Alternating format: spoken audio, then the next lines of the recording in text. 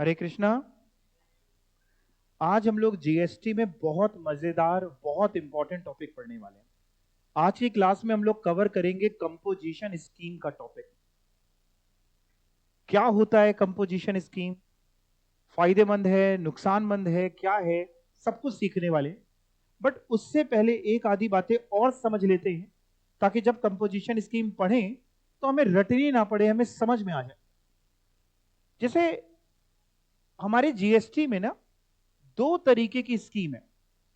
एक regular scheme है, एक कंपोजिशन स्कीम है। रेगुलर स्कीम का मतलब यह है कि आप जीएसटी में रजिस्टर्ड हैं और जब आप सामान खरीदते हैं तो उस पे जो टैक्स लग के आता है उसका आप क्या बुक कर लेते हैं, आप लोग को पता है, आईटीसी।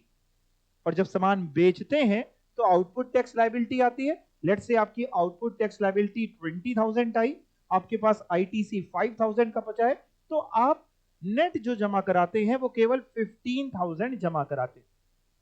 और जो भी सामान आप बेचते हैं, चाहे वो गुड्स चाहे वो सर्विस, उस पे आप रेट चेक करके आते हैं कि कितना रेट है। हो सकता है आप कोई प्रोडक्ट बेचते हो उस पे 18% जीएसटी लगता हो, कोई दूसरा प्रोडक्ट पे 28 लगता है।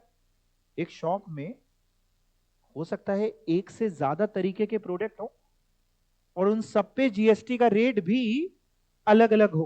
तो जिसपे जो रेट एप्लीकेबल है आपको उस रेट के हिसाब से जीएसटी चार्ज करना है और उसका पेमेंट करना है।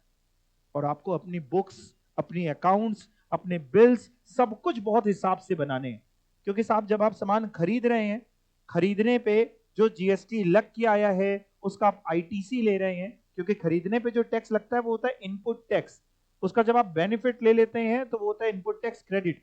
क्रेडिट मतलब उधार नहीं, क्रेडिट का मतलब बेनिफिट, एक फायदा मिल गया, आप ऐसे समझिए। तो आप आईटीसी ले रहे हैं तो आपके पास परचेज के बिल होने चाहिए, प्रॉपर अकाउंटिंग होनी चाहिए, सब कुछ प्रॉपर चाहिए।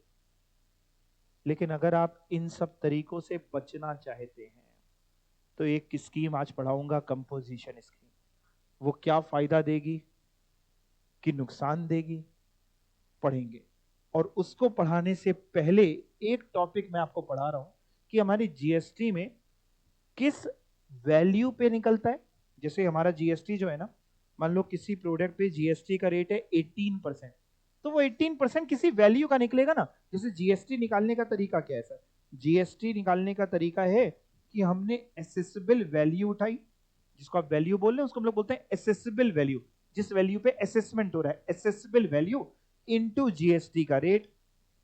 तो लेट्स से अगर वैल्यू है 1 लाख, जीएसटी का रेट है 18%, जाहिर सी बात है 9% सीजीएसटी और 9% एसजीएसटी। बिल में तो आप अलग अलग लगाएंगे, लेकिन कंबाइन करके 18%, तो टोटल जीएसटी बनता है 18,000। ये जो वैल्यू होती है ना, ये वैल्यू सेक्शन 15 निकालना सिखाएगा। ये भी हम लोग आगे वक्त आने पे पढ़ेंगे कि सेक्शन 15 वैल्यू ऑफ सप्लाई निकालना सिखाता है कि आखिर ये 1 लाख रुपए क्या ले। मतलब जैसे कोई प्रोडक्ट हम खरीदते हैं तो उस प्रोडक्ट की जो एमआरपी है, क्या वो वैल्यू ले, क्या उस वैल्यू पे जीएसटी निकलना है। जैसे एमआरपी नहीं होती प्रोडक्ट में, एमआरपी पड़ी होती है। और कई बार हमें, मान लो वो एमआरपी 1 लाख है लेकिन हमें वो प्रोडक्ट 5,000 के डिस्काउंट पे मिल गया 95,000 पे। तो हम 95 लें कि 1 लाख लें या कुछ और ले, या क्या चीजें जोड़नी है या क्या चीजें नहीं जोड़नी है, वो सेक्शन 15 बताएगा जो भी आगे आएगा। तो सबसे पहली लाइन में जीएसटी लगता है किस पे? ट्रांजैक्शन वैल्यू पे, जो कैलकुलेट होगी सेक्शन 15 के हिसाब से। सेक्शन 15 आगे आएगा, बहुत चर्चा करूंगा।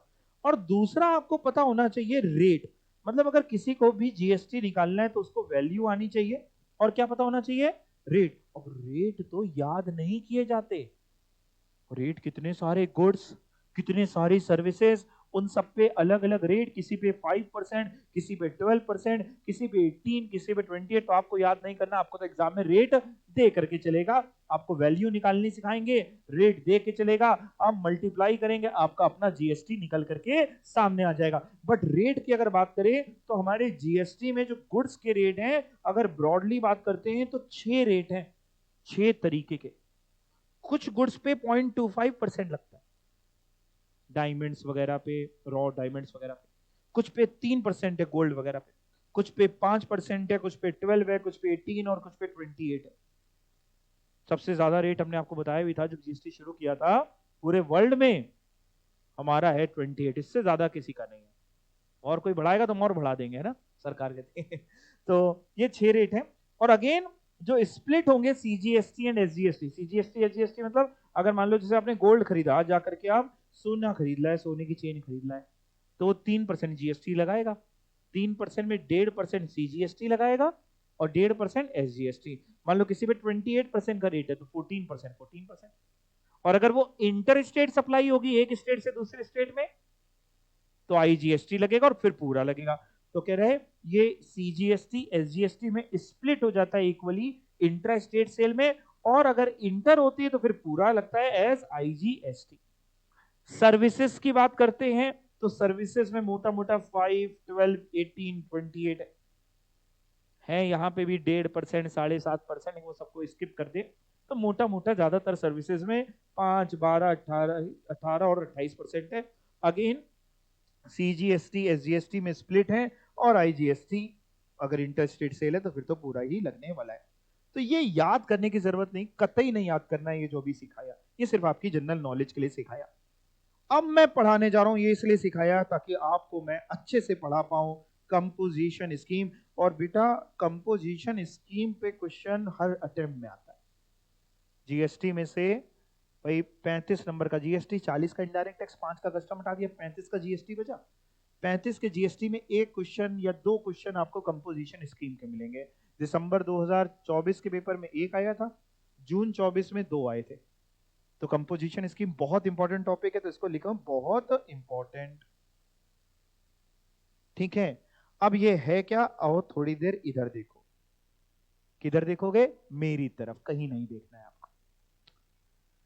हमारे जीएसटी में अगर हम बात करते हैं रजिस्ट्रेशन की, तो आपको जीएसटी में रजिस्ट्रेशन तब कराना होता है जब आप एक थ्रेशोल्ड लिमिट के ऊपर पहुंच जाते हैं, यानी आपका टर्नओवर थ्रेशोल्ड लिमिट को ब्रीच करता है। गुड्स के केस में 40 लाख रुपीस होता है टर्नओवर, पिछले साल का देखते हैं। सर्विसेज प्रोवाइड करते हैं 20 लाख होता है। गुड्स और सर्विसेज दोनों प्रोवाइड करते हैं 20 लाख होता है, और कुछ स्टेट्स में 10 लाख होता है। ये सब भी पढ़ाऊंगा बड़ा डिटेल में जब रजिस्ट्रेशन वाला टॉपिक पढ़ाऊंगा कि कहां पे कितना टर्नओवर है, कब रजिस्ट्रेशन कराना है, कब नहीं। बट अभी कंपोजिशन के लिए एक माहौल बना रहा हूं ताकि आपको समझ में आ जाए। इसका मतलब यह हुआ सर कि ऐसा व्यापारी जो साहब थ्रेशोल्ड लिमिट रजिस्ट्रेशन की ही ब्रीच नहीं कर रहा, उसको रजिस्ट्रेशन लेने की जरूरत ही नहीं है। काहे रजिस्ट्रेशन ले, उसके लिए रिक्वायरमेंट नहीं है। मतलब मान लीजिए आपके लिए, आप गुड्स सप्लाई करते हैं, यूपी से गुड्स भेजते हैं, आपके लिए टर्नओवर की लिमिट रजिस्ट्रेशन के लिए है 40 लाख रुपए की। अब आपका टर्नओवर 40 लाख से कमी है, 40 लाख से ज्यादा नहीं है, तो आपको रजिस्ट्रेशन लेने की ना जरूरत थी ना आपने लिया, तो बात ही खत्म हो गई। लेकिन एक ऐसा व्यापारी जिसका टर्नओवर रजिस्ट्रेशन की लिमिट से ज्यादा है, कहीं 40 है लाख तो 40 लाख से ज्यादा, सर्विस में 20 लाख तो 20 लाख से ज्यादा, और कुछ स्टेट के लिए 10 लाख तो उससे ज्यादा, यानी रजिस्ट्रेशन की लिमिट को आप ब्रीच कर रहे हैं, तो आपको रजिस्ट्रेशन लेना है। यस और नो? हमारे जीएसटी में जो रजिस्ट्रेशन होता है, जैसे इनकम टैक्स में भी हम लोगों ने इतने सारे हेड पढ़े थे, सबके चार्जिंग सेक्शन पढ़े थे ना, वैसे हमारे इनकम टैक्स में जैसे चार्जिंग सेक्शन अलग अलग थे, जीएसटी में भी है। जीएसटी का चार्जिंग सेक्शन है 9। अभी लिखना नहीं है कुछ भी, सिर्फ सुनते रहो। हमारे यहाँ जीएसटी में जो रजिस्ट्रेशन होता है वो 9 में होता है। ये होती है रेगुलर स्कीम, आरएस लिख रहा हूं। अगर आप इसमें नहीं जाना चाहते तो आप सेक्शन 10 को ऑप्ट कर लीजिए, ये होती है कंपोजिशन स्कीम। इन दोनों में कुछ एक ले सकते हैं। फर्क क्या है सर? फर्क मैं बताता हूं। जैसे मैं ये पेन बेचता हूं, मैं रेगुलर स्कीम में हूंगा तो मैं क्या करूंगा, रेगुलर स्कीम, मैंने कंपोजिशन स्कीम ऑप्ट नहीं कर रखी, ऑप्शनल स्कीम है, मैंडेटरी नहीं है, मैंने ऑप्ट नहीं कर रखी। तो मैं जब ये पेन बेचूंगा तो मैं टैक्स इनवॉइस काटूंगा। मैं सेक्शन 9 में हूं, रेगुलर स्कीम में पेन बेचता हूं, तो जिसको आप बिल बोलते हो ना, बिल समझते हो, रेगुलर इनवॉइस, रेगुलर रजिस्ट्रेशन जो है जिसका रेगुलर सप्लाई में, वो टैक्स इनवॉइस काटता है। क्या काटता है?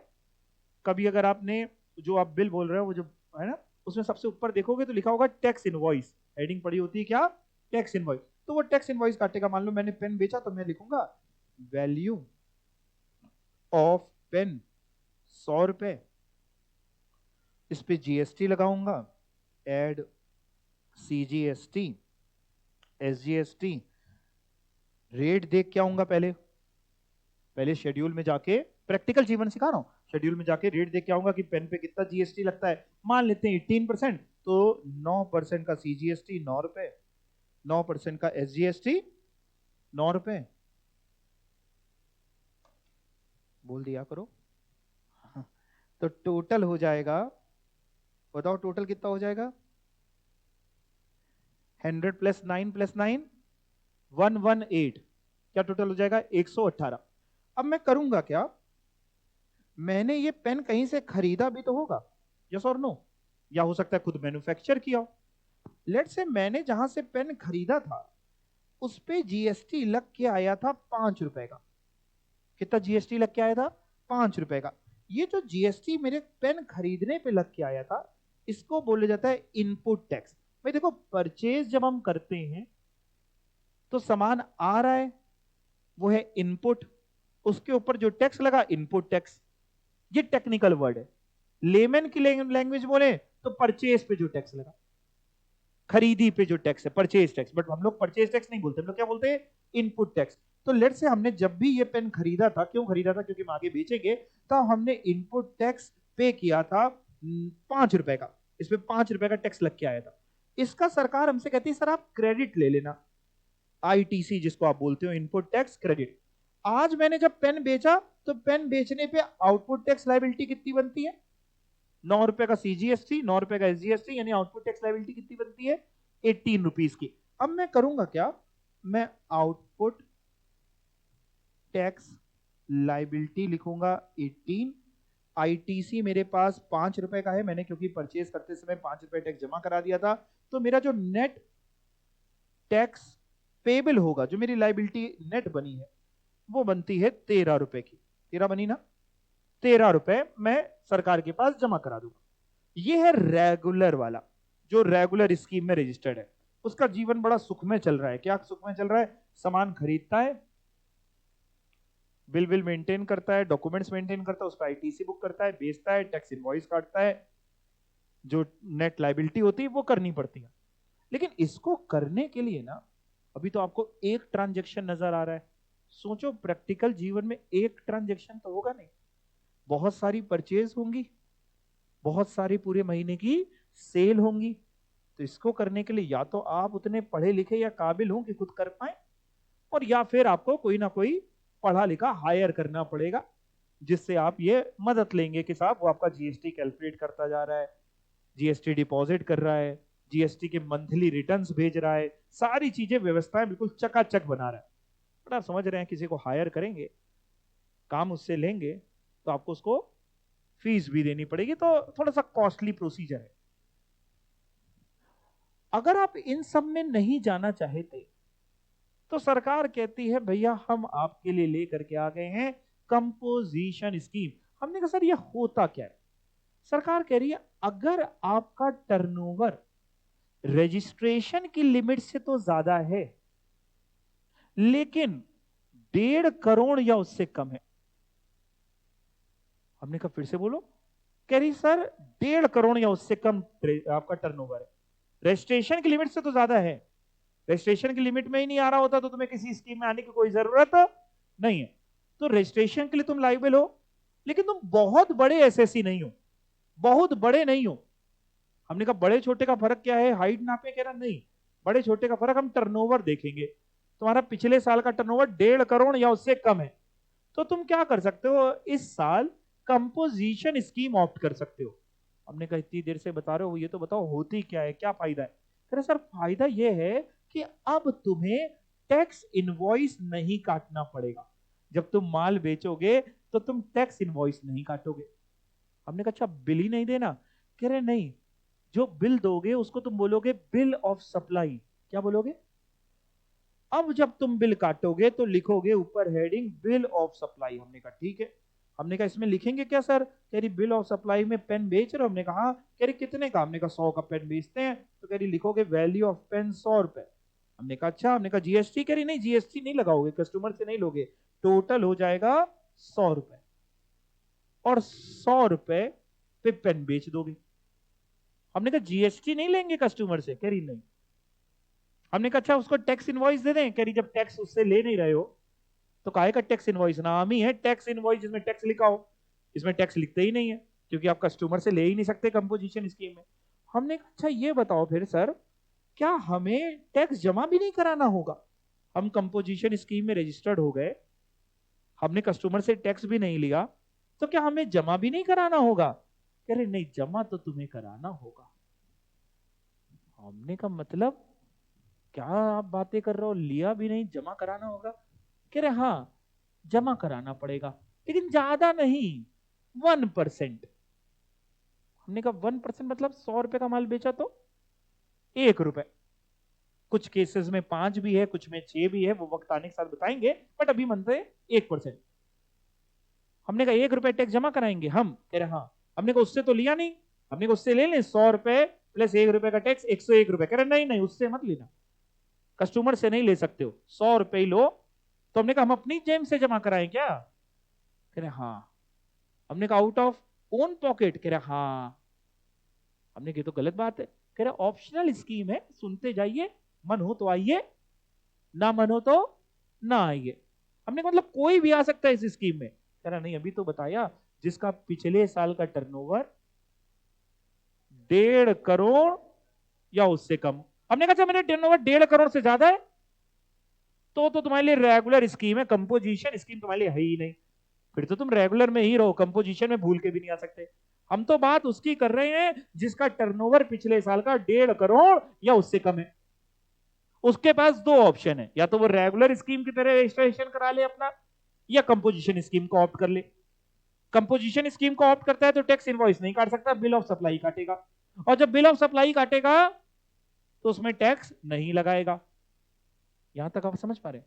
हमने कहा एक बात बताओ, इसको 1 रुपए जमा करानी पड़ेगी? फिर हाँ, अगर 1% टैक्स है तो जो कंपोजिशन स्कीम में रजिस्टर्ड है वो 100 रुपए का 1%, 1 रुपीज जमा कराएगा। हमने कहा उसके पास खरीदी पे टैक्स भी तो था 5 रुपए का, उसने भी तो सामान खरीदा था। भाई पेन तो हम खरीद के लाए थे, हम जिससे खरीद के लाए थे, वो रेगुलर स्कीम में रजिस्टर्ड था, तो उसमें बिल में सीजीएसटी एसजीएसटी लगाया था, 5 रुपए मान लो टोटल था। हमने मेरे पास आईटीसी पड़ा है 5 रुपए। कह रहे निधत तेरी की, तुम कंपोजिशन स्कीम में रजिस्टर्ड हो, तुमको आईटीसी नहीं देंगे। हमने कहा हमको आईटीसी नहीं मिलेगा। कह रहे नहीं, रेगुलर स्कीम में रजिस्टर्ड होते हैं तो उनको मिलता है, किनको नहीं मिलता? मतलब मैं शाड़ापंथी कर रहा था, मैं दिमाग लगा रहा था, मैंने कहा एक देना है, 5 का आईटीसी पड़ा है, मैं कहूंगा 5 का आईटीसी एडजस्ट हो गया, तब भी 4 का आईटीसी अभी बचा है। समझ रहे हैं? नहीं नहीं नहीं नहीं, तुम कंपोजिशन स्कीम में रजिस्टर्ड हो तो तुमको आईटीसी नहीं मिलता। साथ में जो इंसान तुमसे खरीद रहा है वो भी आईटीसी बुक नहीं कर सकता। मतलब मान लो मैं जिसको पेन बेच रहा हूं वो भी अपने बिजनेस के लिए पेन खरीद रहा है या आगे बेचने के लिए पेन खरीद रहा है, तो अगर मैं रेगुलर स्कीम में रजिस्टर्ड होता तो मैं टैक्स इनवॉइस काटता, उस बेसिस में जो सामने वाला बंदा है वो आईटीसी बुक कर लेता, क्योंकि उसके लिए परचेज हुई, मेरे लिए सेल हुई, उसके लिए क्या हुई? परचेज, और परचेज के बिल में दिखता सीजीएसटी एसजीएसटी, वो उस पर क्या बुक कर लेता? आईटीसी। बट अगर मैं कंपोजिशन स्कीम में रजिस्टर्ड हूं तो मैंने उसको टैक्स इनवॉइस तो दिया नहीं, मैंने उसको क्या दिया? और बिल ऑफ सप्लाई में क्या मैंने उससे टैक्स लिया? तो काहे वो आईटीसी बुक करेगा? मतलब कंपोजिशन स्कीम वाला खुद तो आईटीसी से हाथ धो लेता है, हाथ धो बैठता है, और उससे जो खरीद रहा है उसको भी आईटीसी नहीं मिलता, क्योंकि कंपोजिशन स्कीम वाला टैक्स इनवॉइस दे ही नहीं सकता, क्या देता है? Bill of supply. फायदा यह है कि जैसे रेगुलर स्कीम में हर महीने टैक्स जमा कराना पड़ता है, हर महीने, कि अप्रैल में कितना तुमने माल बेचा, मई की इतनी तारीख तक जमा करा दो, मई में कितना बेचा, जून में जमा करा दो, हर महीने का लफड़ा है। कंपोजिशन स्कीम में क्वार्टरली टैक्स जमा होता है,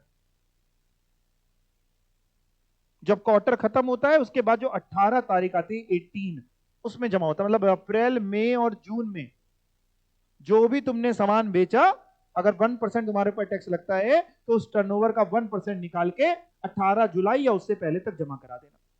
जुलाई अगर सितंबर में जो तुमने बेचा उसका 1% निकाल के, जो भी रेट है, 1 भी हो सकता है, कहीं पे 5 भी हो सकता है, कहीं पे 6 भी हो सकता है, जो भी रेट है उसका हम 1 एग्जाम्पल के तौर पे बोल रहे हैं कि 1% निकाल के, जुलाई का सितंबर है तो 18 अक्टूबर तक जमा करा देना, अक्टूबर नवंबर दिसंबर का 18 जनवरी, सेम तरीके से जनवरी फरवरी मार्च का 18 अप्रैल तक आप जमा करा दीजिएगा। तो फायदा यह है कि साहब एक तो हर महीने जमा कराने की सिरदर्दी से हम बच गए, दूसरा फायदा यह है कि वहां पे हमको बहुत सारी बुक्स और डिटेल खाते सब कुछ बनाने पड़ रहे थे, यहां पे उतनी डिटेल चीजें नहीं चाहिए, टर्नओवर पता होना चाहिए, उससे आप निकाल सकते हैं।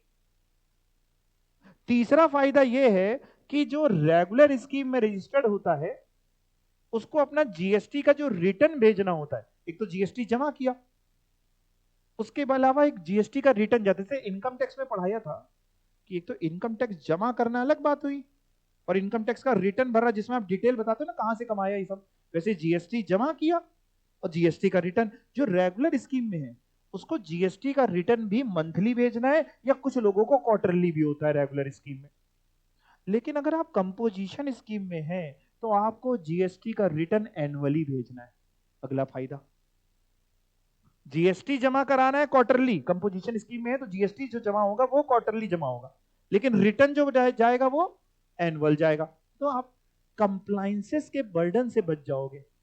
एक और फायदा जो बहुत से लोग नहीं समझ पाते, अगर मैं 10 तरीके के प्रोडक्ट बेचता हूं और मैं रेगुलर स्कीम में रजिस्टर्ड होता हूं तो मेरे लिए बड़ी सिरदर्दी रहती है कि यार मैंने रिमोट बेचा, इस पे 5% टैक्स लगता है, ये वाला 5% जीएसटी लगेगा, माउस बेचा इस पे 18 लगता है, 18 लगेगा, पेन बेचा 12 लगता है, 12, सिरदर्दी। कंपोजिशन स्कीम में रजिस्टर्ड हूं, कुछ भी बेचूं टैक्स जमा करना है 1%, तो मैं क्लासिफिकेशन के इश्यू से बच जाता हूं।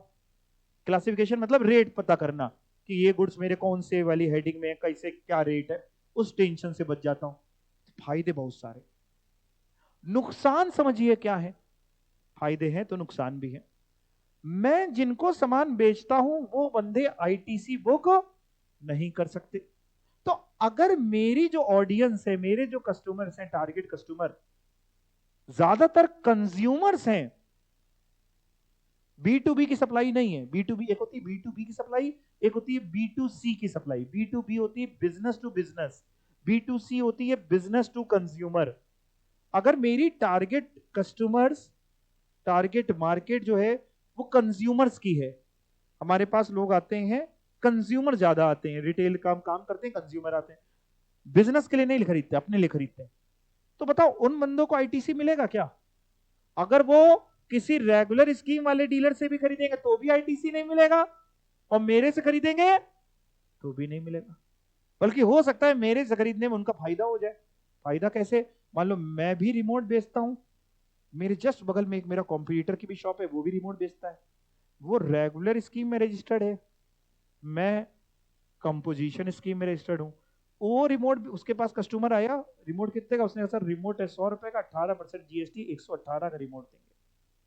मेरे पास आया कस्टमर, भाई कस्टमर की फितरत है, 4 जगह जाएगा, होता है नहीं, हम सब लोग जाते हैं 4 जगह, पता करते हैं जहाँ ठीक लगता है वहां ले लेते हैं।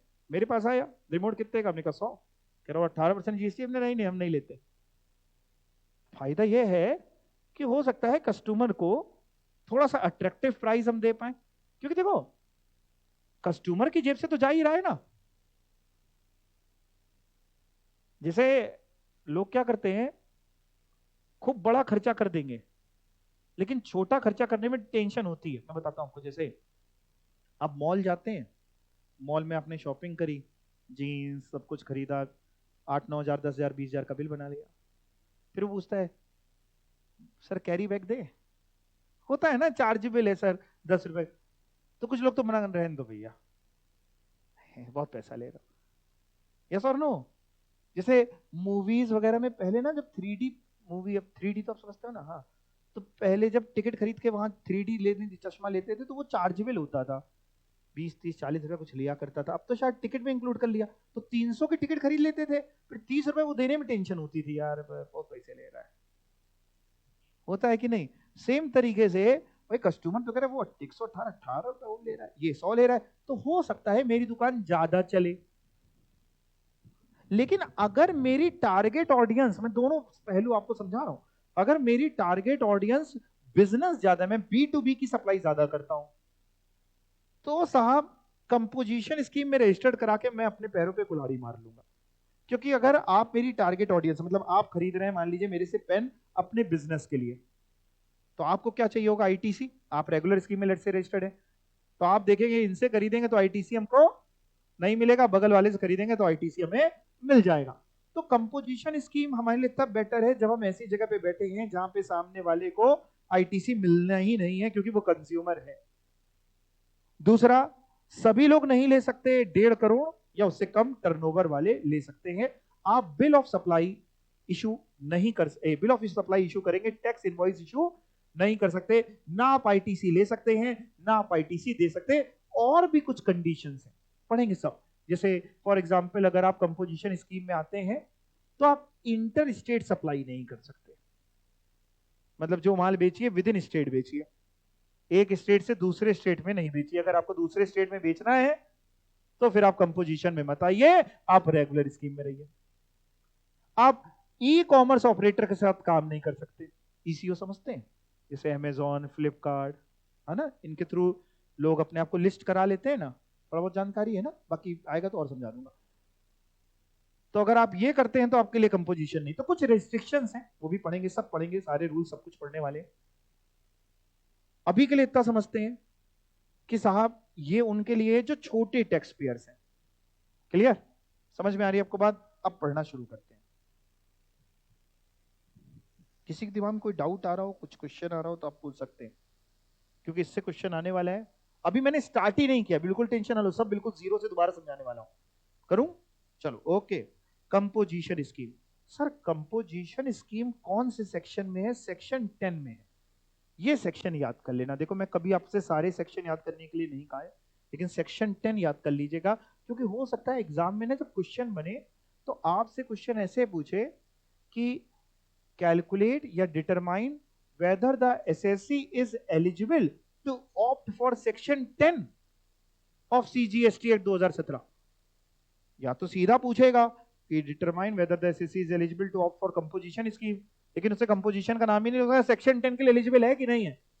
अब आपको पता ही नहीं है सेक्शन 10 क्या था, तो सेक्शन 10 होता है कंपोजिशन स्कीम का। ठीक है, तो section 10 of CGST act 2017 contains provisions regarding composition levy. Sir ये स्कीम क्यों लाई गई, क्या फायदा है? The objective of the scheme is to bring about simplicity. Simplicity कैसे है सर? देखो एक तो हम क्लासिफिकेशन के इशू से बच रहे हैं, क्लासिफाई नहीं करना कि ये प्रोडक्ट 18% वाला हम बेच रहे हैं कि 12 बेच रहे हैं कि 5% वाला बेच रहे हैं, क्योंकि हम सब पे 1% देना। और फायदा क्या है सर? कंप्लायंस कॉस्ट बच रही है, हमें हर महीने जीएसटी नहीं जमा कराना, हमें क्वार्टरली जीएसटी जमा कराना, हमें रिटर्न मंथली नहीं भरना, क्वार्टरली नहीं भरना, हमें रिटर्न एनुअली भरना है, हमें बुक्स थोड़ी कम बनानी है, हमें उतना आईटीसी की डिटेल रखनी नहीं क्योंकि आईटीसी में मिलेगा ही नहीं। तो कहने सर सिंप्लिसिटी और कंप्लायंस कॉस्ट कम होती है स्मॉल टैक्स पेयर्स की। सर आप स्मॉल किसको बोल रहे हैं? जिसका टर्नओवर पिछले साल का 1.5 करोड़ या उससे कम हो।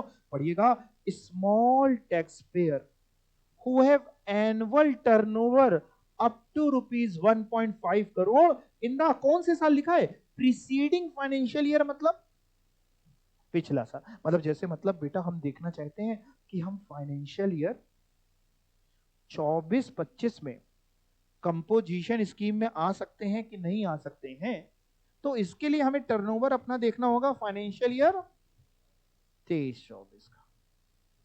अगर 1.5 करोड़ या उससे ज्यादा है, मतलब 1.5 करोड़ या उससे कम है तो आ सकते हैं, 1.5 करोड़ ज्यादा है तो नहीं आ सकते। स्मॉल टैक्स पेयर जिसका सालाना टर्नओवर 1.5 करोड़ तक है वो एलिजिबल है टू ऑप्ट।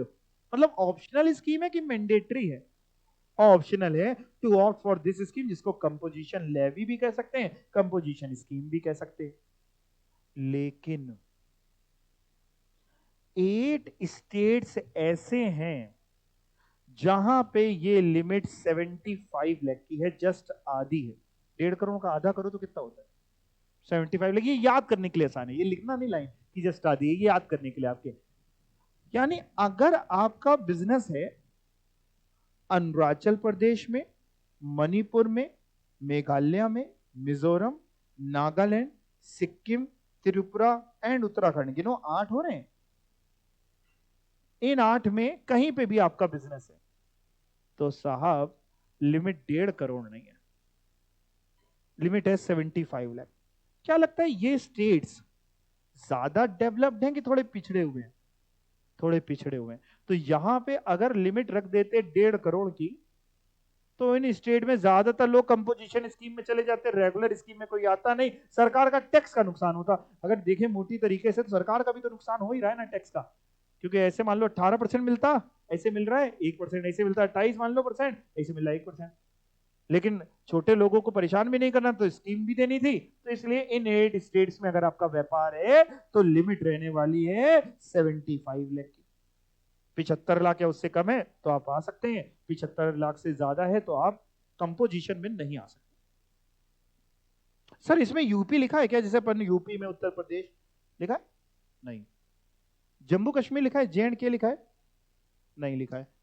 आसाम लिखा है? नहीं लिखा है। हिमाचल प्रदेश लिखा है? लिखा है? नहीं लिखा है। जो मैंने बोले जो नहीं लिखे आप कह रहे हो उन सबके लिए लिमिट कितनी है? 1.5 करोड़। यानी जो भी नहीं लिखा है उन सबके लिए 1.5 करोड़, जो लिखा है उनके लिए है 75। ये याद हो जाएंगे आपको नाम। इसका अगर मैं आपके लिए निमोनिक्स बना दूं तो आपको हेल्प हो जाएगी थोड़ा है। इसको ऐसे याद कर लीजिए, तू सनम।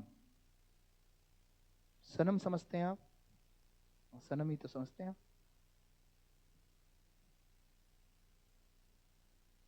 तू सनम, सनम की स्पेलिंग सनम, ठीक है, ऐसे याद करना है, 3 M।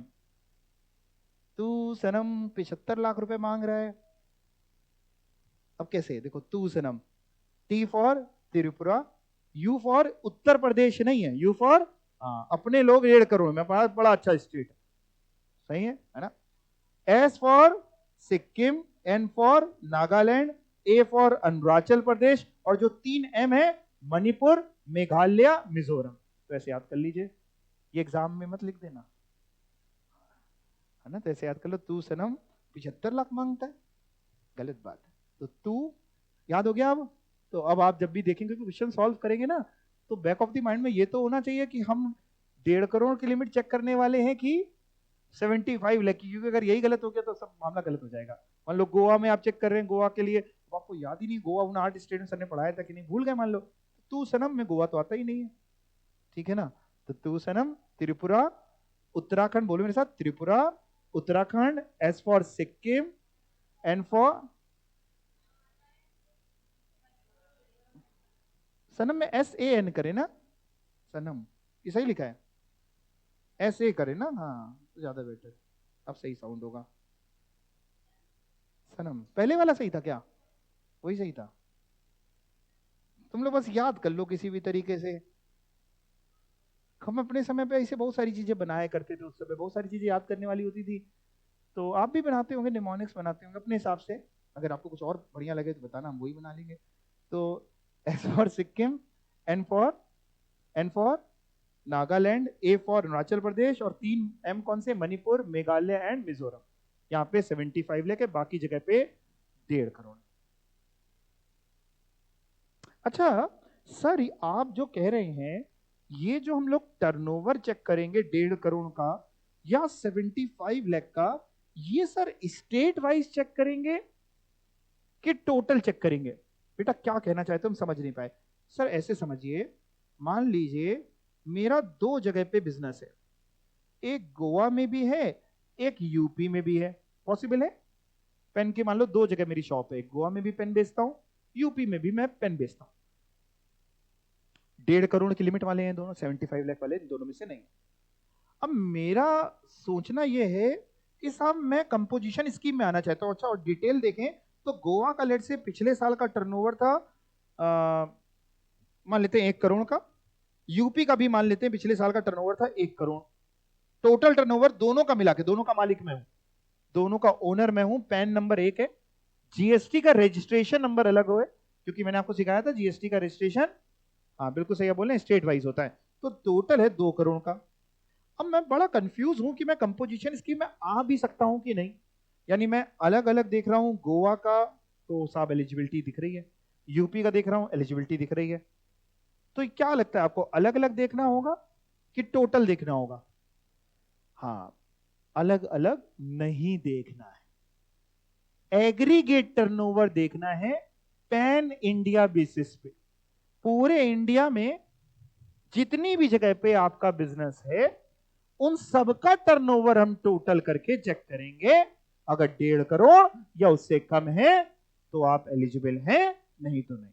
और अगर 75 लाख का केस है तो 75 लाख या उससे कम है। मतलब इस केस में ये चाह के भी कंपोजिशन स्कीम यानी सेक्शन 10 में नहीं आ सकता। समझ गए क्यों? क्योंकि इसका टर्नओवर 1.5 करोड़ से ज्यादा निकल गया। सर अगर वहीं पे दूसरा केस मान लें, इसका टर्नओवर यहां पे भी 50 लाख होता और यहां पे भी 50 लाख होता, टोटल 1 करोड़ होता, तो भैया 1.5 करोड़ या उससे कम है क्या? है, यानी कंपोजिशन स्कीम में आ सकता है। समझ गए? 3 स्टेट्स पे व्यापार है तो 3 का टोटल करेंगे, इंडिया के 20 स्टेट में व्यापार है तो 20 का टोटल करेंगे। यहां तक भी समझ में आया? अच्छा सर एक बात और बताओ, पूछो बेटा। सर मान लो मेरा व्यापार है अरुणाचल प्रदेश में और नागालैंड में, अरुणाचल प्रदेश और नागालैंड, तो लिमिट कितनी? 75 लाख। यहां पे भी टोटल चेक करेंगे कि अलग अलग?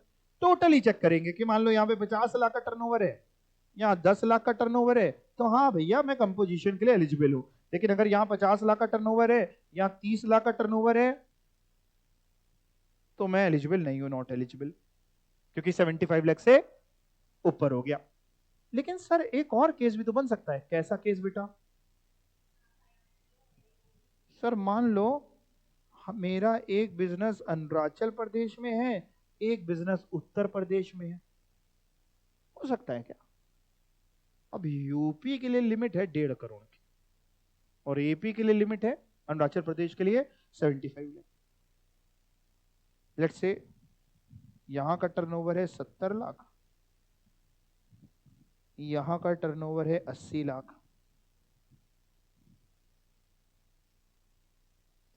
टोटल की भी बात कर लेते हैं, टोटल कितना हुआ? 1.5 करोड़ एग्जैक्ट 150 लाख। अब मैं बड़ा परेशान हूं कि मैं कंपोजिशन स्कीम में आ सकता हूं कि नहीं आ सकता हूं।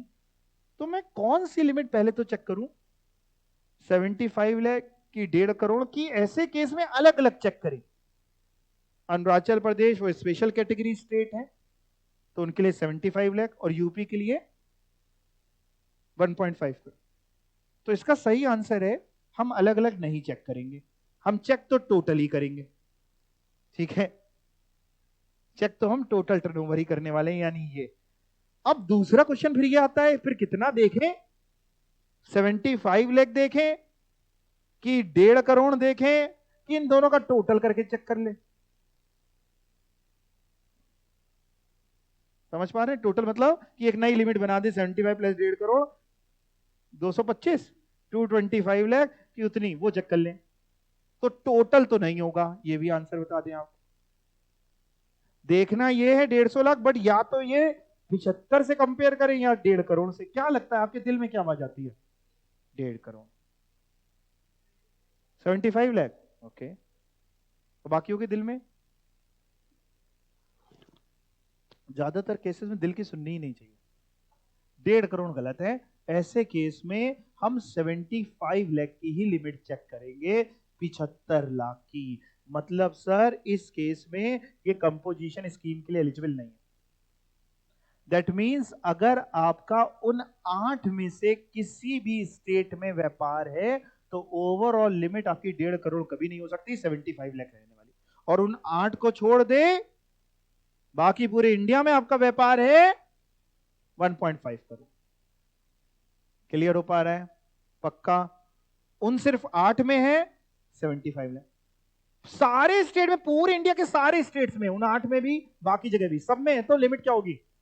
75 लाख की, ना कि 1.5 करोड़ की। तो एक बात तो समझ में आई। एक और बात भी समझनी है। जैसे सर आपने ये केस कहा अरुणाचल प्रदेश और नागालैंड ये वाला, तो आपने कहा सर हम एलिजिबल है, बिल्कुल हम एलिजिबल हैं।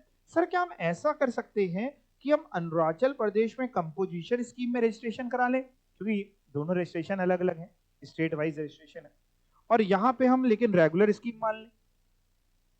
हमने देखा कि नागालैंड में रेगुलर स्कीम में रहने में फायदा है, आईटीसी ज्यादा है हमारे पास, तो हम रेगुलर में रहना चाह रहे हैं, और इधर कंपोजिशन स्कीम में। लॉ मेकर कहते हैं नहीं, अगर आप कंपोजिशन स्कीम ऑप्ट करेंगे तो वो सारे व्यापार के लिए, पूरे इंडिया में जितने आपके स्टेट्स में बिजनेस है सबके लिए होगी। ऐसा आप नहीं कर सकते कि उनमें से कुछ को कंपोजिशन में डाल दिया और कुछ को रेगुलर में डाल दिया। मतलब हम ये नहीं कर सकते, या तो दोनों का कंपोजिशन स्कीम ऑप्ट करेंगे या दोनों को रेगुलर। सेम तरीके से जैसे ये केस था गोवा और यूपी, हम यहाँ पे आपने कहा था ना ग्रीन पेन में हम एलिजिबल हो गए थे, हम एलिजिबल हो गए तो हमें कंपोजिशन में अगर आना है तो गोवा और यूपी दोनों में आना पड़ेगा, और अगर कंपोजिशन से नहीं आना है तो फिर दोनों में ना रहो। ऐसा नहीं कर सकते कि एक में कंपोजिशन में आ गए और दूसरे में रेगुलर स्कीम, यानी ऑप्शनल है। बट फिर अगर आप चुन रहे हैं तो जितने भी आपके रजिस्ट्रेशन हैं ऑल ओवर इंडिया, सभी के लिए फिर ये स्कीम एप्लीकेबल होगी। फिर ये नहीं कर सकते कि थोड़े में चुन लिया थोड़े में नहीं चुना। अच्छा, कोई डाउट अगर आपके दिमाग में आता हो तो पूछ सकते हैं। अभी तक में किसी के दिमाग में कुछ भी नहीं? ओके, हाँ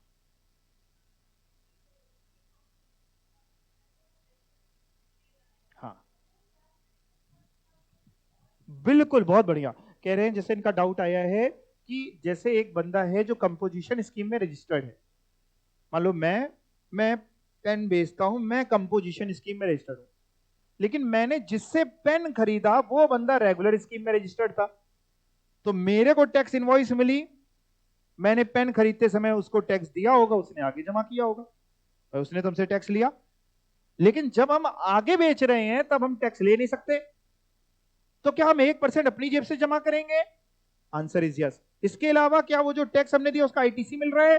नहीं, तो यानी वो भी मेरी जेब से गया है क्योंकि आईटीसी नहीं मिला, और ये भी मेरी जेब से जा रहा है क्योंकि कस्टमर से ले नहीं सकते आप टैक्स। समझ गए? पक्का? अच्छा, flip side of the coin समझ लो, ये आपको कोई नहीं सिखाएगा, हम आपको ना प्रैक्टिकल भी थोड़ा ज्ञान देते चलते ताकि आप बहुत रट्टू तोता ना बन जाए। देखिए है क्या, जैसे मान लीजिए एक रेस्टोरेंट है, रेस्टोरेंट वाला भी आ सकता है कंपोजिशन स्कीम में, उसके लिए 5% टैक्स हो जाता है। अब रेस्टोरेंट वाले ने कंपोजिशन स्कीम ऑप्ट कर ली, अभी तक जब से कंपोजिशन स्कीम में नहीं था तो वो क्या करता था, जैसे 100 रुपए की दाल बेचता, रेगुलर स्कीम में एक होटल वाला था, 100 रुपए की दाल बेचता था, मान लो जितना भी टैक्स है, मान लो 5 रुपए का टैक्स लगता था, तो 105 की दाल बेचता था। एक रेगुलर स्कीम में था, आपको दाल का बिल देता था, टैक्स इनवॉइस, दाल खाई 100 रुपए की, जीएसटी लगा 5 रुपए, 105 रुपए। अब वो कंपोजिशन स्कीम में आ गया, अब वो जानता है हम कस्टमर से जीएसटी नहीं ले सकते, लीगली मना है, टैक्स इनवॉइस दे ही नहीं सकते। अब वो करेगा क्या, जो अपना मेन्यू कार्ड छपवाएगा ना उसमें दाल ही लिखेगा 105 रुपए की। तो ये थोड़ी ना कहेगा कि हम 105 रुपए में 5 रुपए टैक्स लेना है, दाल मेरी दाल ही 105 की है, टैक्स तो नहीं है, टैक्स नहीं लेते। ये मैं आपको प्रैक्टिकल ज्ञान दे रहा हूं, इतना प्रैक्टिकल ज्ञान जल्दी कोई किसी को देता नहीं है। लेकिन कोई आपसे पूछे क्या उसने टैक्स लिया? नहीं। क्या वो टैक्स ले सकता है? नहीं, उसकी दाल ही 105 की है। तो आमतौर पे इंसान ये करता है, जैसे पेन बेचना है 100 का, 1 रुपए का हमें पता है टैक्स है, तो पेन हमारा 101 का, भैया टैक्स नहीं ले सकते किसी से। राम राम राम राम राम, पेन 101 का है। ये इंसान नॉर्मल प्रैक्टिस में अपनाता है, बट एक्चुअल सिचुएशन है कि क्या हम अपनी पॉकेट से दे रहे हैं? हाँ जी, हम अपनी पॉकेट से दे रहे हैं। प्रैक्टिकल थियोटिकल साथ में आपके लेके चल रहा हूं, ठीक है? तो ऐसे केसेस में देखिए होता क्या है, जब कोई ऐसा व्यापारी है जिसको पता है कि उसकी जो खरीदी है ज्यादातर खरीदी पे आईटीसी, मतलब उसका बहुत सारा आईटीसी नहीं बनता, तो वो कंपोजिशन चुन लेता है। और अगर उसको लग रहा है आईटीसी का भयानक नुकसान होने वाला है तो रेगुलर चुन लेता है। इसमें तो वर्किंग भी होती है, हम लोग वर्किंग करते हैं, एक आपको वर्कशीट दूंगा तो उसमें भी क्वेश्चन दूंगा कि अगर रेगुलर स्कीम में चुने तो फायदा है कि कंपोजिशन में चुने तो फायदा, तो दोनों में हम लोग निकालेंगे कि सेल में खर्चे माइनस करेंगे, ये सब टैक्स वगैरह, तो इतना बचा, कंपोजिशन में इतना बचा, जहां ज्यादा फायदा है वो ऑप्ट कर सकते हैं। क्लियर हो गया? तो आपका डाउट बहुत अच्छा था। और किसी का कोई डाउट नहीं? और आप क्या पूछ रही हैं डिम्पल सर? जीएसटी में कुछ लोग रेगुलर होते हैं, कुछ अनरजिस्टर्ड, कुछ कंपोजिशन, इसकी मीनिंग क्या होती है मैं बताता हूँ। देखिए, रेगुलर सप्लाई तो आपको बता दिया, जो कंपोजिशन स्कीम नहीं ऑप्ट कर रखा और रजिस्टर्ड है सेक्शन 9 में, कंपोजिशन स्कीम पढ़ा ही रहा हूँ। और अनरजिस्टर्ड का मतलब ही है जिसने जीएसटी में रजिस्ट्रेशन नहीं करा रखा। क्यों नहीं करा रखा? उसको कराने की जरूरत नहीं होगी, इसलिए नहीं करा रखा। अच्छा, मान लो अगर एक इंसान रजिस्ट्रेशन की लिमिट ब्रीच नहीं कर रहा, रजिस्ट्रेशन की जरूरत नहीं है, लेकिन वो तब भी कह रहा है हमें रजिस्ट्रेशन चाहिए, तो क्या वो अपना रजिस्ट्रेशन करा सकता है? मतलब मान लो रजिस्ट्रेशन की लिमिट है 40 लाख, आपका टर्नओवर है 5 लाख का, आप बोले हम देंगे रजिस्टर, हम कूदेंगे कुलाड़ी में, तो मना नहीं है, आप कूद सकते हैं, वॉलंटरी रजिस्ट्रेशन आप ले सकते हैं। और फिर वॉलंटरी लेते समय आप चाहे तो कंपोजिशन स्कीम में ले लीजिए, चाहे तो रेगुलर स्कीम में ले लीजिए। समझ पा रहे हैं? और जिसको रजिस्ट्रेशन लेना ही है वो भी दोनों में ले सकता है, लेकिन कंपोजिशन में कब नहीं आ सकते हैं? 1.5 करोड़ ज्यादा, या फिर 59 स्टेट में 75 लाख। सर बेटा, सर एक बात ये बताओ, ये जो आप टर्नओवर टर्नओवर कह रहे हो 1.5 करोड़ या 75 लाख, ये कौन से साल का देखेंगे? बेटा पिछले साल का। सर ये एक स्टेट का देखेंगे कि सारे स्टेट में जितने हमारे व्यापार हैं सारे स्टेट में? सर इसमें क्या जोड़ेंगे और क्या नहीं जोड़ेंगे? मतलब बेटा क्या कहना चाह रहे हो, हम समझ नहीं पाए। मतलब सर कह रहे हैं, मान लो, जैसे मान लो मैं ना अपने लिए ये निकालना चाहता हूं कि फाइनेंशियल ईयर 24-25 में मैं एलिजिबल हूं कि नहीं। मैं 24-25 क्यों बोल रहा हूँ? 24-25 तो निकल गया है, बट आपके एग्जाम के लिए यही एप्लीकेबल है, इसलिए ये बोल रहा हूँ। तो ये जा चुका है साल, इसलिए बार बार 24-25 बोल रहा हूँ। अब मैं ये जानना चाहता हूँ कि मैं 24-25 में कंपोजिशन स्कीम में आ सकता हूं कि नहीं। तो मैं क्या करूंगा, मैं 23-24 का टर्नओवर देखूंगा। अब सर मैंने ना 23-24 में कुछ इंट्रा स्टेट सेल करी थी, 23-24 जब मैं रेगुलर स्कीम में था, कंपोजिशन में नहीं था। कुछ इंट्रा करी थी, कुछ इंटर करी थी, कुछ एक्सपोर्ट भी करे थे। मान लो पिछले साल मैंने जो विदिर स्टेट माल बेचा था वो बेचा था 25 लाख का, एक स्टेट से दूसरे स्टेट में बेचा था 20 लाख का, और एक्सपोर्ट करे थे 5 लाख के। मान लो यही तीन था। अब मैं टर्नओवर चेक करना है अपना कि मैं कंपोजिशन के लिए एलिजिबल हूं कि नहीं, तो मैं क्या जोड़ू क्या ना जोड़ू? लॉ मेकर कहता है सब जोड़ो। तुमने जो भी इंट्रा स्टेट सेल करी थी वो भी जोड़ो, इंटर स्टेट सेल करी थी वो भी जोड़ो, जो तुमने एक्सपोर्ट करे थे वो भी जोड़ो, तुमने जो एग्जाम सप्लाईज करी थी वो भी जोड़ो, तुमने जो नील रेटेड सप्लाई करी थी वो भी जोड़ो, जो भी माल बेचा था सब जोड़ दो। हमने कहा सब पे जीएसटी दे दें क्या? जो पिछले साल एग्जाम वाला बेचा था जीएसटी ले, कह रहे जीएसटी कहां ले रहे हैं? तो ये चेक कर रहे हैं तुम इस साल एलिजिबल हो कि नहीं है कंपोजिशन स्कीम के लिए, उसके लिए हम सब जोड़ना है। यानी क्या जोड़ना है सर? सारी टैक्सेबल सप्लाईज, सारी एग्जेम्ड सप्लाईज, आपने जो माल बेचा अगर वो एग्जेम्ट है तो भी एलिजिबिलिटी के लिए हम उसको जोड़ेंगे। एक्सपोर्ट अगर आपने किया चाहे गुड्स का चाहे सर्विस का, वो भी जोड़ेंगे। इंटर स्टेट सप्लाई करी थी पिछले साल, वो भी जोड़ेंगे। अच्छा एक बात बताओ, इस पूरे में इंट्रा स्टेट तो लिखी ही नहीं है। लिखा है क्या क्या जोड़ेंगे, तो लिखा है ऑल टैक्सेबल सप्लाईज जोड़ेंगे, एक्सपोर्ट जोड़ेंगे, एग्जेम्ट सप्लाई जोड़ेंगे, इंटर जोड़ेंगे। इंट्रा कहां लिखा है? वो पहले वाले में पहले ही कवर्ड हो गया, ऑल टैक्सेबल सप्लाई। तो ऐसा नहीं कि इंटर लिखा है तो इंटर नहीं जोड़ेंगे, इंटर इसलिए स्पेसिफिकली लिखा कि लोगों को कंफ्यूजन ना हो। तो यानी अल्टीमेटली इंटर स्टेट सप्लाई भी जोड़ेंगे, इंट्रा स्टेट सप्लाई भी जोड़ेंगे, एक्सपोर्ट्स भी जोड़ेंगे, एग्जेम्ट भी जोड़ेंगे, सभी कुछ जोड़ेंगे जो भी माल तुमने बेचा है पैन इंडिया बेसिस पे। कह रहे हैं of person having the same PAN to be computed on all India basis, all taxable supply, exempt supply, export, inter state supply. इस पे बड़ा क्वेश्चन बनाने की इंस्टीट्यूट कोशिश करता है, but following will be excluded. Following will be excluded मतलब ये चीजें हम जो पढ़ाने जा रहे हैं ये नहीं जोड़ेंगे। क्या नहीं जोड़ेंगे sir? CGST, SGST, UTGST, IGST, cess. यानी इसको सर जीएसटी बोलने, सब कुछ तो आपने लिख ही दिया है। जीएसटी में है ही 5, कौन से जीएसटी लगता है? CGST, SGST, UTGST, IGST, cess, हो गए ना 5। सेस कौन सा? जीएसटी कंपनसेशन सेस, है ना। मतलब सर कहना क्या चाह रहे हो हम समझ नहीं पा रहे। हम ये कहना चाह रहे हैं बेटा पिछले साल हम रेगुलर स्कीम में रजिस्टर्ड थे, हमने पेन बेचा था 100 रुपए का, 18 रुपए का जीएसटी लगाया था, मेरा टोटल बेचा था 118। हम एलिजिबिलिटी के लिए कंफ्यूज हैं कि हम 100 रुपए की फिगर पकड़े कि 118 की फिगर पकड़े, क्या पकड़े? हम इस साल ये देख रहे हैं कि हम एलिजिबल हैं कि नहीं, तो इसके लिए पिछले साल का टर्नओवर देख रहे हैं। तो हम 100 पकड़े कि 118? टर्नओवर तो 100 ही था सर तुम्हारा, 18 तो टैक्स था, वो तो टर्नओवर का पार्ट का, तो वो नहीं जुड़ता, एक्सक्लूड होता है। एक्सक्लूड होने का मतलब ये हुआ कि या तो हम जब कंप्यूट करें कैलकुलेटर में तो हम पहले पूरा 118 लिखें और उसमें से 18 माइनस कर दें, या हम डायरेक्टली लिखे ही 100, तो जीएसटी नहीं जुड़ता एग्रीगेट टर्नओवर निकालते समय। और क्या नहीं निकलता? ये एग्रीगेट टर्नओवर क्यों निकालना है? ये चेक करने के लिए कि आप एलिजिबल है कि नहीं। और क्या नहीं निकलता? अच्छा बताओ, टर्नओवर मतलब सेल होती है कि परचेज होती है? सेल होती है। परचेज जुड़ेगी क्या? परचेज जो हमने करी वो भी जुड़ेगा क्या? नहीं जी, क्या जुड़ने वाली है? सेल जुड़ने वाली है। देखिए इधर एक मिनट देखिएगा, एक होता है सप्लायर, एक होता है रेसिपिएंट। पहले रेगुलर स्कीम की बात करते हैं। एक सप्लायर है, एक रेसिपिएंट है जिसने सप्लाई ली है। सप्लायर ने सप्लाई दी है, रेसिपिएंट सप्लाई ले रहा है। आमतौर पे क्या होता है, सप्लायर गुड्स के पैसे लेता है 100 रुपए प्लस मान लो 18 का टैक्स, तो 118। मैं 18 बार बार पकड़ रहा हूं, ऐसा नहीं कि 18 ही होता है, 12 28 कुछ भी हो सकता है, 118। अब रेसिपिएंट क्या करता है? रेसिपिएंट इसको 118 रुपए देता है, यस और नो?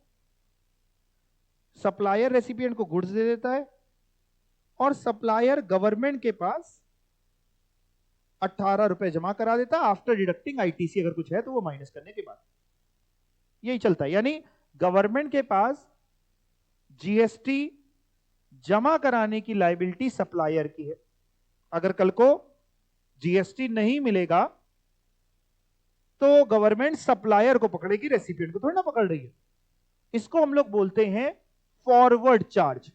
फॉरवर्ड चार्ज आमतौर पे ऐसा ही चलता है। एक दूसरा केस समझो, सप्लायर ने रेसिपिएंट को गुड्स दिए, 100 रुपए गुड्स के थे, 18 रुपए जीएसटी के थे, टोटल 118। गवर्नमेंट ने रेसिपिएंट से कह रखा है कि रेसिपिएंट जीएसटी तुम मेरे पास जमा कराना। क्या मतलब सर? कुछ ऐसे गुड्स हैं एंड कुछ ऐसी सर्विसेज हैं जहां पे फॉरवर्ड चार्ज नहीं लगता, जहां पे रिवर्स चार्ज लगता है। गवर्नमेंट ने लिस्ट दे रखी है कि इन चीजों पे आरसीएम लगेगा। हमने कहा आरसीएम क्या होता है? कह रहे रिवर्स चार्ज मैकेनिज्म। हमने कहा नहीं, मतलब क्या होता है? कह रहे मतलब होता है कि गवर्नमेंट के पास जमा कराने की जिम्मेदारी रेसिपिएंट की होगी। हमने कहा ये कैसी बात कर रहे हो? आमतौर पे तो जमा कराने की जिम्मेदारी किसकी होती है? सप्लायर की। कह रहा आमतौर पे उसी की होती है, उसी की होती रहेगी, 99% ऑफ द केसेस में उसी की होती है। लेकिन कुछ केसेस ऐसे जहां पे गवर्नमेंट को लगा कि साहब सप्लायर अनऑर्गेनाइज सेक्टर है, सप्लायर से टैक्स वसूलना थोड़ा मुश्किल है, वहां पे उसने आरसीएम डाल दिया। जैसे फॉर एग्जांपल एडवोकेट, वकील, लीगल कंसल्टेंसी, वकीलों पे जब जीएसटी लगाया गया, अगर मैं आपको आप इंटरेस्टेड है तो मैं पीछे से बताऊं आपको। पहले क्या था, जब जीएसटी आने से पहले सर्विस टैक्स हुआ करता था। सर्विस टैक्स लिमिटेड सर्विसेज पे लगता था। फिर एक दौर आया जहां पे सर्विस टैक्स का स्कोप काफी बढ़ाया गया और वकीलों पे भी सर्विस टैक्स लगा दिया गया। जब वकीलों पे सर्विस टैक्स लगाया गया, बहुत साल पीछे पहुंच गया हूं मैं आपको, तो वकीलों ने क्या किया, पूरे इंडिया में हड़ताल कर दी, स्ट्राइक कर दी। और काफी जगह पे अलग अलग, देखो वकीलों में ना यूनिटी बहुत होती है, एकता बहुत होती है उनके अंदर। काफी जगह पे तोड़ फोड़ की और अलग अलग तरीके की खबरें भी आई। उन्होंने कहा हमारे ऊपर जीएसटी लगा दिया गया, इंसाफ के ऊपर, मतलब जीएसटी क्या उसमें सर्विस टैक्स था, इंसाफ के ऊपर सर्विस टैक्स ले लिया, लगा दिया, अब इंसाफ लोगों को कैसे मिलेगा और ये वो। तो उस समय पे गवर्नमेंट को बैकफुट पे आना पड़ा था, कांग्रेस की सरकार थी तब, है ना, सर्विस टैक्स का मामला था।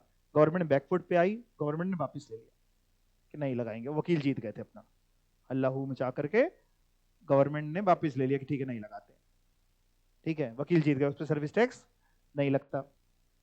फिर थोड़े टाइम बाद, सर्विस टैक्स की बात बता रहा हूँ, जीएसटी में मैं आया ही नहीं हूँ, 2017 से पहले की बात बता रहा हूँ। सर्विस जीएसटी 2017 में आया, उससे पहले थोड़े टाइम बाद गवर्नमेंट ने वकीलों से कहा कि तुमको क्या दिक्कत है, कह रहे नहीं हम जीएसटी नहीं लगने देंगे। तो गवर्नमेंट ने कहा अच्छा तुम्हें नहीं देना है जीएसटी? कह रहा हाँ हम नहीं देंगे। हमसे तुम टैक्स ले लेके दिखाओ, हम नहीं देंगे। उनका अच्छा ठीक है तुमसे नहीं लेंगे, तुम्हारे क्लाइंट से ले लें। उसने कहा हाँ उसका तुम किडनी निकाल लो, हमसे क्या मतलब, हमें हमारी फीस मिल गई, तुम जो समझो। गवर्नमेंट ने ठीक है तुम जाओ, तुम्हारे पर नहीं लगाएंगे। उन्होंने क्या किया, वकीलों पे जीएसटी लगाया, लेकिन आरसीएम थे के थ्रू। एक नया कॉन्सेप्ट उस समय लाए थे, जीएसटी में नया कॉन्सेप्ट नहीं है, उस समय नया आया था, आरसीएम लगा दिया। उन्होंने कहा साहब वकीलों पे जीएसटी लगेगा, लेकिन वकील नहीं जमा करेगा, जमा करने की जिम्मेदारी है क्लाइंट की। यानी वकील की अगर फीस है लेट से 1 लाख, तो वकील को तो 1 लाख दो भाई। सर्विस टैक्स भी इनडायरेक्ट टैक्स था, और अगर 18% 18,000 का टैक्स है तो 18,000 क्लाइंट जमा कर दे किसके पास, सर्विस टैक्स डिपार्टमेंट के पास। इनको जब ये किया इनको भी मजा आई, वकील भी कह रहा है हमें भी कोई टेंशन नहीं है। अल्टीमेटली कान यहां से पकड़ो या घुमा करके पकड़ो, बात एक ही है ना। तो इनको टैक्स मिल गया अपना। ऐसे करते करते और जो है इनको दिक्कतें हुई कि यार ये वसूलना थोड़ा मुश्किल लग रहा है, आरसीएम डाल दो। और ये पूरा मैंने बताया ना, जब जीएसटी लाया लॉ मेकर, देखिए मेरे पिटारे के अंदर बहुत कुछ है, कई बार टाइम की कमी की वजह से या आपके चेहरे देख करके मन नहीं करता कि आगे वो बताना है कि नहीं बताना, मैं रुक जाता हूँ। तो जब जीएसटी लेकर के आए ना, तो उसने क्या किया, पुराने लॉ से जो जो अच्छी अच्छी चीजें उसको अपने फेवर में लगी सब उतार ली। उसने इस पे आरसीएम डाल दिया जीएसटी में भी, कि नहीं तो फिर वकील फिर पंगा करेंगे। तो ऐसे निकल के आया था आरसीएम का कॉन्सेप्ट। तो आरसीएम के कॉन्सेप्ट में जीएसटी, अब मैं जीएसटी पे आ गया, सर्विस टैक्स हो गया, आरसीएम जिन चीजों पे लगे, सब पे नहीं लगता, जिन चीजों पे आरसीएम लग रहा है उन चीजों पे जीएसटी जमा कराने की रिस्पॉन्सिबिलिटी रेसिपिएंट की है। कल को जीएसटी नहीं मिलेगा तो किससे लेंगे, रेसिपिएंट से। ये समझ गए हम, पक्का? ठीक है। तो जैसे इस केस में अगर आरसीएम लग रहा है, ये केस ऊपर वाला हो गया, फॉरवर्ड चार्ज का एग्जांपल लिया है मैंने। Forward charge, sir forward charge मतलब जमा कराने की रिस्पॉन्सिबिलिटी सप्लायर की, और ये मैं ले रहा हूं आरसीएम। आरसीएम मतलब रिवर्स चार्ज मैकेनिज्म। तो इस पे ये होगा ये कि रेसिपिएंट सप्लायर को केवल 100 ही रुपए देगा, और रेसिपिएंट गवर्नमेंट के पास जमा कराएगा कितने रुपए बताओ, 18 रुपए।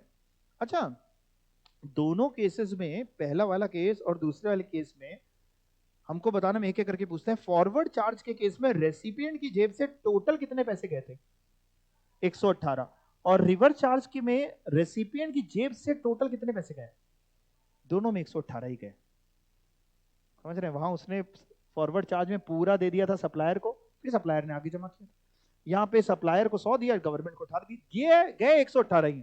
अच्छा, सप्लायर के नजरिए से बात करें, फॉरवर्ड चार्ज में सप्लायर के पास नेट कितने रुपए बचे थे फॉरवर्ड चार्ज में, ऊपर वाले एग्जांपल में 100 ही बचे थे। क्यों, 118 मिले तो 100 क्यों बचे थे, 18 तो गवर्नमेंट पास जमा ही करा दिए, 100 ही बचे थे। दूसरे केस में सप्लायर के पास 100, उसका भी नुकसान नहीं है। अच्छा, गवर्नमेंट के पास पहले केस में, दूसरे केस में, तभी मैं कह रहा हूं कहानी यहां से पकड़ो या यहां से पकड़ो, बात देखिए सबके लिए बात वही है। बस गवर्नमेंट को जहां लगा कि यार सप्लायर से वसूलेगा कौन बैठ करके, वहां आरसीएम डाल दिया। ये जैसे इंपोर्ट करते हैं हम जब गुड्स को, अब हमने गुड्स को इंपोर्ट किया, हम तो रेसिपिएंट है ना, हमने तो खरीदा है, बेचने वाला तो बाहर बैठा है। तो जो खरीदार होता है उसको पे करना पड़ता है बेसिक कस्टम ड्यूटी और आईजीएसटी, आरसीएम लगता है। हमसे वसूलना आसान है ना, हम इंपोर्टर है, हम लेने जाएंगे जब गुड्स तो हमसे सरकार टैक्स ले लेगी, लाओ आईजीएसटी दो। उससे वसूलना मुश्किल है ना, जो बाहर बैठा है उससे लगा देंगे, और नहीं देगा तो कैसे बाहर से लेंगे। सनी देओल तो है नहीं, जब पिक्चरों में दिखाते हैं पुलिस वाला बाहर चला गया, ऐसा तो नहीं होता ना, जुरिडिक्शन होता है सबका अपना। तो आरसीएम जहां उनको लगा कि यार ऐसा करते हैं आरसीएम में डाल देते हैं, तो उसको आरसीएम में डाल दिया। अब मैं इन सबसे आपसे क्या समझाना चाह रहा हूं, मैंने टॉपिक कंपोजिशन के बीच में क्यों घुसेड़ दिया, उसका कारण सुनिए। जैसे पहला केस है, पहले केस में जब रेसिपिएंट ने सामान खरीदा तो रेसिपिएंट के लिए परचेज बोला जाएगा और सप्लायर के लिए सेल बोला जाएगा। इसने माल बेचा है और इसने माल खरीदा है। अच्छा, दूसरे केस में रेसिपिएंट के लिए परचेज हो गया कि सेल हो गया, अभी भी परचेज ही है, और इसके लिए क्या है, यानी इन दोनों केसेस में चाहे फॉरवर्ड चार्ज हो चाहे रिवर्स चार्ज हो, सप्लायर सेलर है और रेसिपिएंट बायर है। ये भी समझ में आ गया। एक और बात, पहले केस में लेट से दोनों ही रेगुलर स्कीम में रजिस्टर्ड है, कंपोजिशन से भी हम बाहर हो चुके हैं, दोनों रेगुलर स्कीम है। तो पहले केस में जब रेसिपिएंट ने सामान खरीदा बिजनेस के लिए खरीदा लेट से, तो 18 रुपए का आईटीसी बुक कर लिया, क्योंकि उसके लिए तो परचेज है, बायर है, 18 का आईटीसी बुक कर लिया, यस और नो, खरीदी पे आईटीसी मिलता है, आईटीसी बुक कर लिया। समझ पा रहे हैं आप? अच्छा, इस केस में क्या रेसिपिएंट को आईटीसी मिलेगा?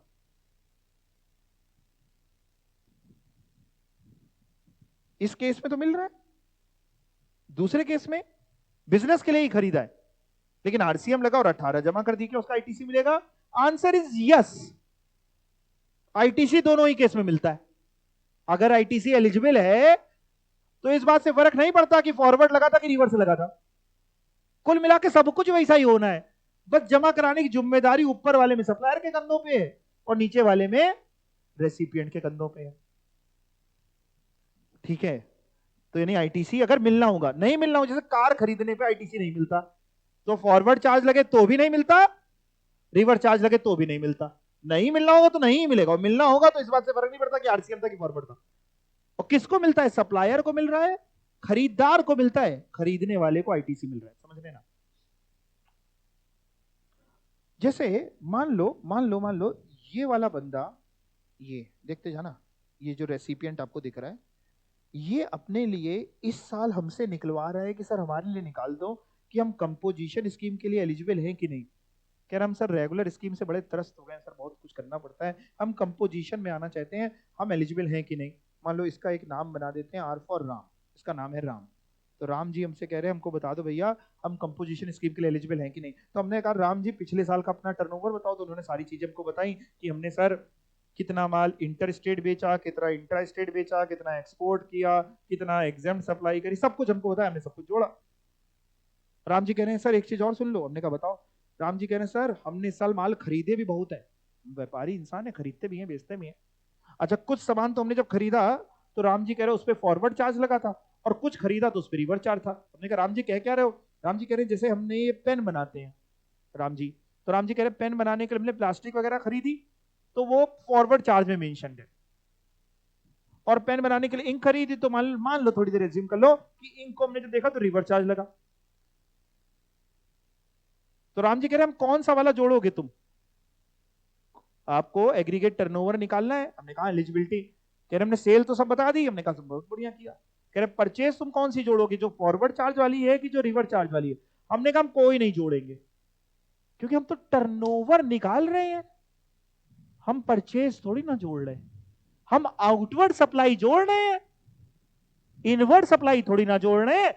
परचेज नहीं जोड़ते, चाहे उसमें फॉरवर्ड चार्ज लगाओ चाहे रिवर्स चार्ज लगाओ। सेल जोड़ते हैं, माल जो बेचा वो जोड़ते हैं। अच्छा, सप्लायर का अगर हम निकालते, मान लो ये वाला बंदा हमारे पास आया, ये जो सप्लायर है इसका नाम है सीता। अब सीता जी हमारे पास आई, वो कह रही हमारे लिए भी जरा निकाल दीजिए कि हम कंपोजिशन स्कीम में आ सकते हैं कि नहीं। तो हमने इनका पिछले साल का सब टर्नओवर पूछ लिया इनसे, inter state supply, inter state supply, सब सेल पूछ डाली, एक्सपोर्ट पूछ डाला, एग्जाम सप्लाई। सीता जी कह रही हमने पिछले साल जो माल बेचा था ना सर, उनमें कुछ में फॉरवर्ड चार्ज लगा था, कुछ में आरसीएम लगा था। हमने जो माल बेचा था उस पे कुछ पे एफसीएम था, कुछ पे आरसीएम था। Forward charge mechanism, FCM, RCM, reverse charge mechanism. हम आपको कौन सी सेल बताएं सर? दोनों बताओ, सेल तो सारी बताओ, चाहे एफसीएम था चाहे आरसीएम, हमें सेल जोड़नी है। साथ में सीता जी कह रहे हमने कुछ खरीदा भी था जिसपे आरसीएम था। हमें खरीद तुम्हारी नहीं चाहिए, हमें क्या चाहिए? सेल चाहिए। कौन सी सेल? जिसपे फॉरवर्ड चार्ज लगाओ कि रिवर्स चार्ज लगाओ, दोनों में सेल उठानी। तो अब हुआ क्या, जब ये कंपोजिशन स्कीम का कॉन्सेप्ट आया, एग्रीगेट टर्नओवर का कॉन्सेप्ट आया कि उसमें टर्नओवर जोड़ना है, तो कुछ लोगों के दिमाग में कंफ्यूजन पैदा हुई। लोगों ने कहा कि सर अगर हमने कोई सामान खरीदा है तो नहीं जोड़ना। लेकिन कुछ लोगों के दिमाग में कंफ्यूजन है कि सर मान लो अगर हमने कोई सामान खरीदा और उस पर आरसीएम लग गया, खरीदा और उस पर आरसीएम लग गया, तो क्या वो जोड़ दें? क्योंकि टैक्स तो उस पर अल्टीमेटली गवर्नमेंट पास हम जमा करा रहे हैं, खरीदा और आरसीएम लग गया। सरकार करी ये तो तुम्हारी परचेज है, नहीं जोड़ते। उसको क्लियर करने के लिए एक्सक्लूड कर रखा है, यानी ये नहीं भी करते तो भी समझ में आ रहा है कि ये परचेज है। Value of inward supply, inward मतलब परचेज, ऐसी परचेज जिसपे क्या लग रहा है, on this tax page payable under reverse charge, वो नहीं जोड़ता। हमारे टर्नओवर में। तो मतलब क्या मैं ये पढ़ाना चाहता हूं, क्या इसका हम ये कंक्लूजन निकालें कि सर लॉ में लिखा है इनवर्ट सप्लाई जिसपे आरसीएम लगता है वो नहीं जुड़ता, तो क्या इसका हम ये कंक्लूजन निकालेंगे इनवर्ट सप्लाई जिसपे फॉरवर्ड चार्ज लगता है वो जुड़ता है? इनवर्ट वाला नहीं जुड़ता। 2-3 अटेम्प्ट पहले मेरे पास एक बच्चा आया था, पता नहीं कहीं से पढ़ के आया होगा, वो कह रहा हमारे सर ने पढ़ाया है कि इनवर्ट सप्लाई जुड़ती है, रिवर्स वाली नहीं जुड़ती, फॉरवर्ड वाली जुड़ती है। अरे नहीं, इनवर्ट कोई नहीं जुड़ती, परचेज नहीं जुड़ता, सेल जुड़ती है। हमने लॉजिक लिख रखा है, क्यों? क्योंकि वो जुड़ रहा होगा, लेकिन किसके में जुड़ रहा होगा? सप्लाई, जिसने माल बेचा होगा उसका जब एग्रीगेट टर्नओवर निकाला जाएगा उसके में जुड़ेगा, उसकी सेल है, चाहे फॉरवर्ड चार्ज लग रहा हो चाहे रिवर्स चार्ज लग रहा हो। खरीदार का थोड़ी ना जुड़ने वाला है यहां पे, परचेजर में नहीं जुड़ रहा, चाहे परचेजर ने जो सामान खरीदा चाहे उस पर आरसीएम लगता हो तो भी नहीं जुड़ेगा, आरसीएम नहीं लगता है तो भी नहीं जुड़ेगा, क्योंकि खरीदार। तो अभी तक जो 2 पॉइंट हटाए गए हैं, उन 2 पॉइंट में हटा के अगेन कोई एहसान नहीं किया। हम देखिए बड़ी तह तक जाते हैं। पहला तो जीएसटी तो वैसा भी मेरा टर्नओवर का पार्ट होता नहीं, उसको तो तुम्हें हटा नहीं पड़ता। और दूसरा ये भी कहा टर्नओवर तो परचेज है सर, टर्नओवर कहां है? यहां तक समझा? तीसरा पॉइंट ये बाद में लाए थे, बाद में इसको एक्सक्लूजन में डाला था। मैं पहले समझा देता हूं तीसरा पॉइंट है क्या, फिर पढ़ने में आसानी होगी। देखिए व्यापारी ना बड़ा दिमागदार इंसान होता है, बिजनेसमैन जो होता है ना बड़ा, बहुत माइंड उसका तेज चलता है। मान लो सपोज कर एक छोटा सा एग्जांपल लेते हैं, मान लो मेरे पास ना 10 करोड़ रुपए पड़े हैं। बिजनेस में क्या होता है ना, पैसे आते हैं, पेमेंट करना होता है, आता है जाता है, यही सब चलता रहता है। 10 करोड़ पड़े हैं और हमें किसी को पेमेंट भी करना है, लेकिन हमें पेमेंट करने की ड्यू डेट है लेट से 15 दिन बाद की।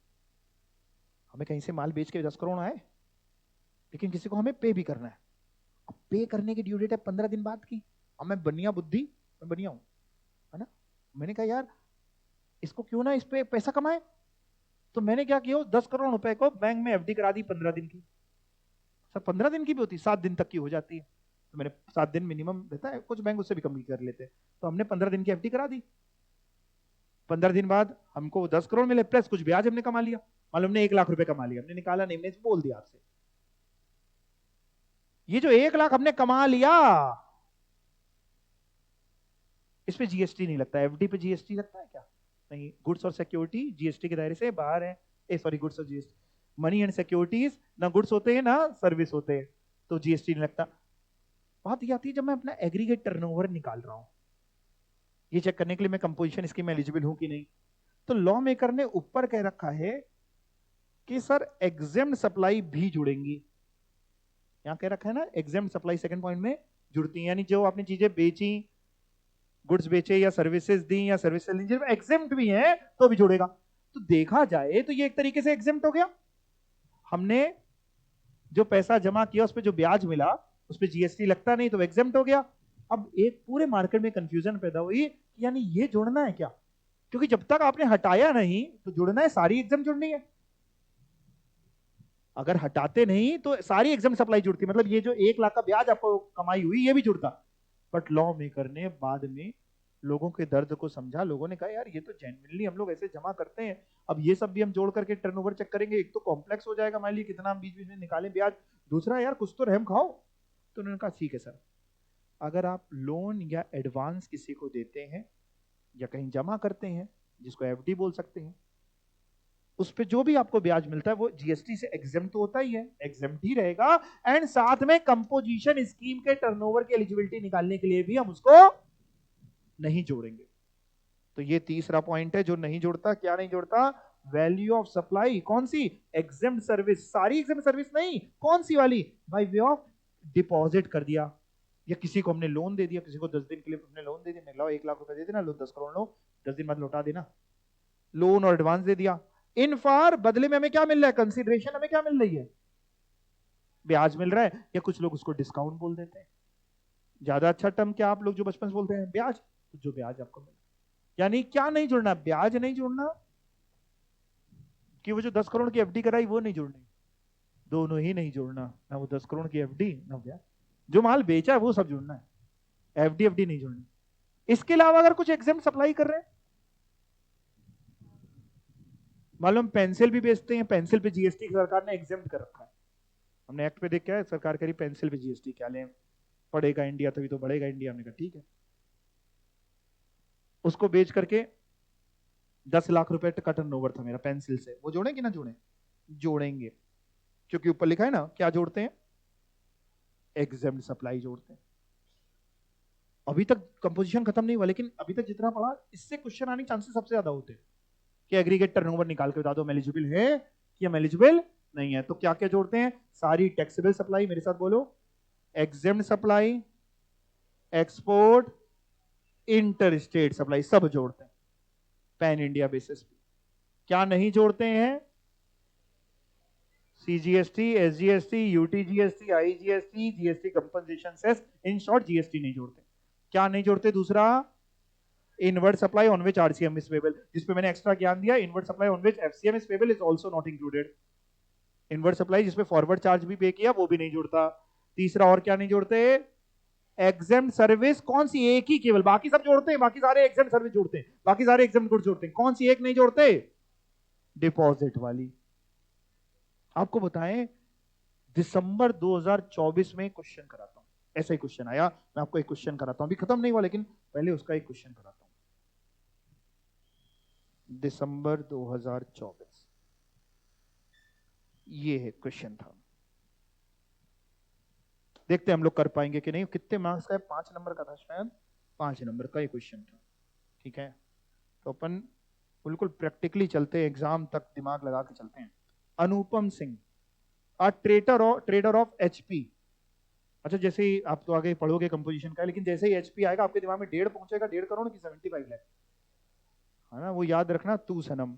ठीक है, HP 1.5 crore. Okay, provides the following information for the financial year 23-24, particulars for amount, intra state outward taxable supplies, outward supply of goods taxable under forward charge. Outward supply मतलब बेचा कि खरीदा? बेचा, 22 लाख वो है।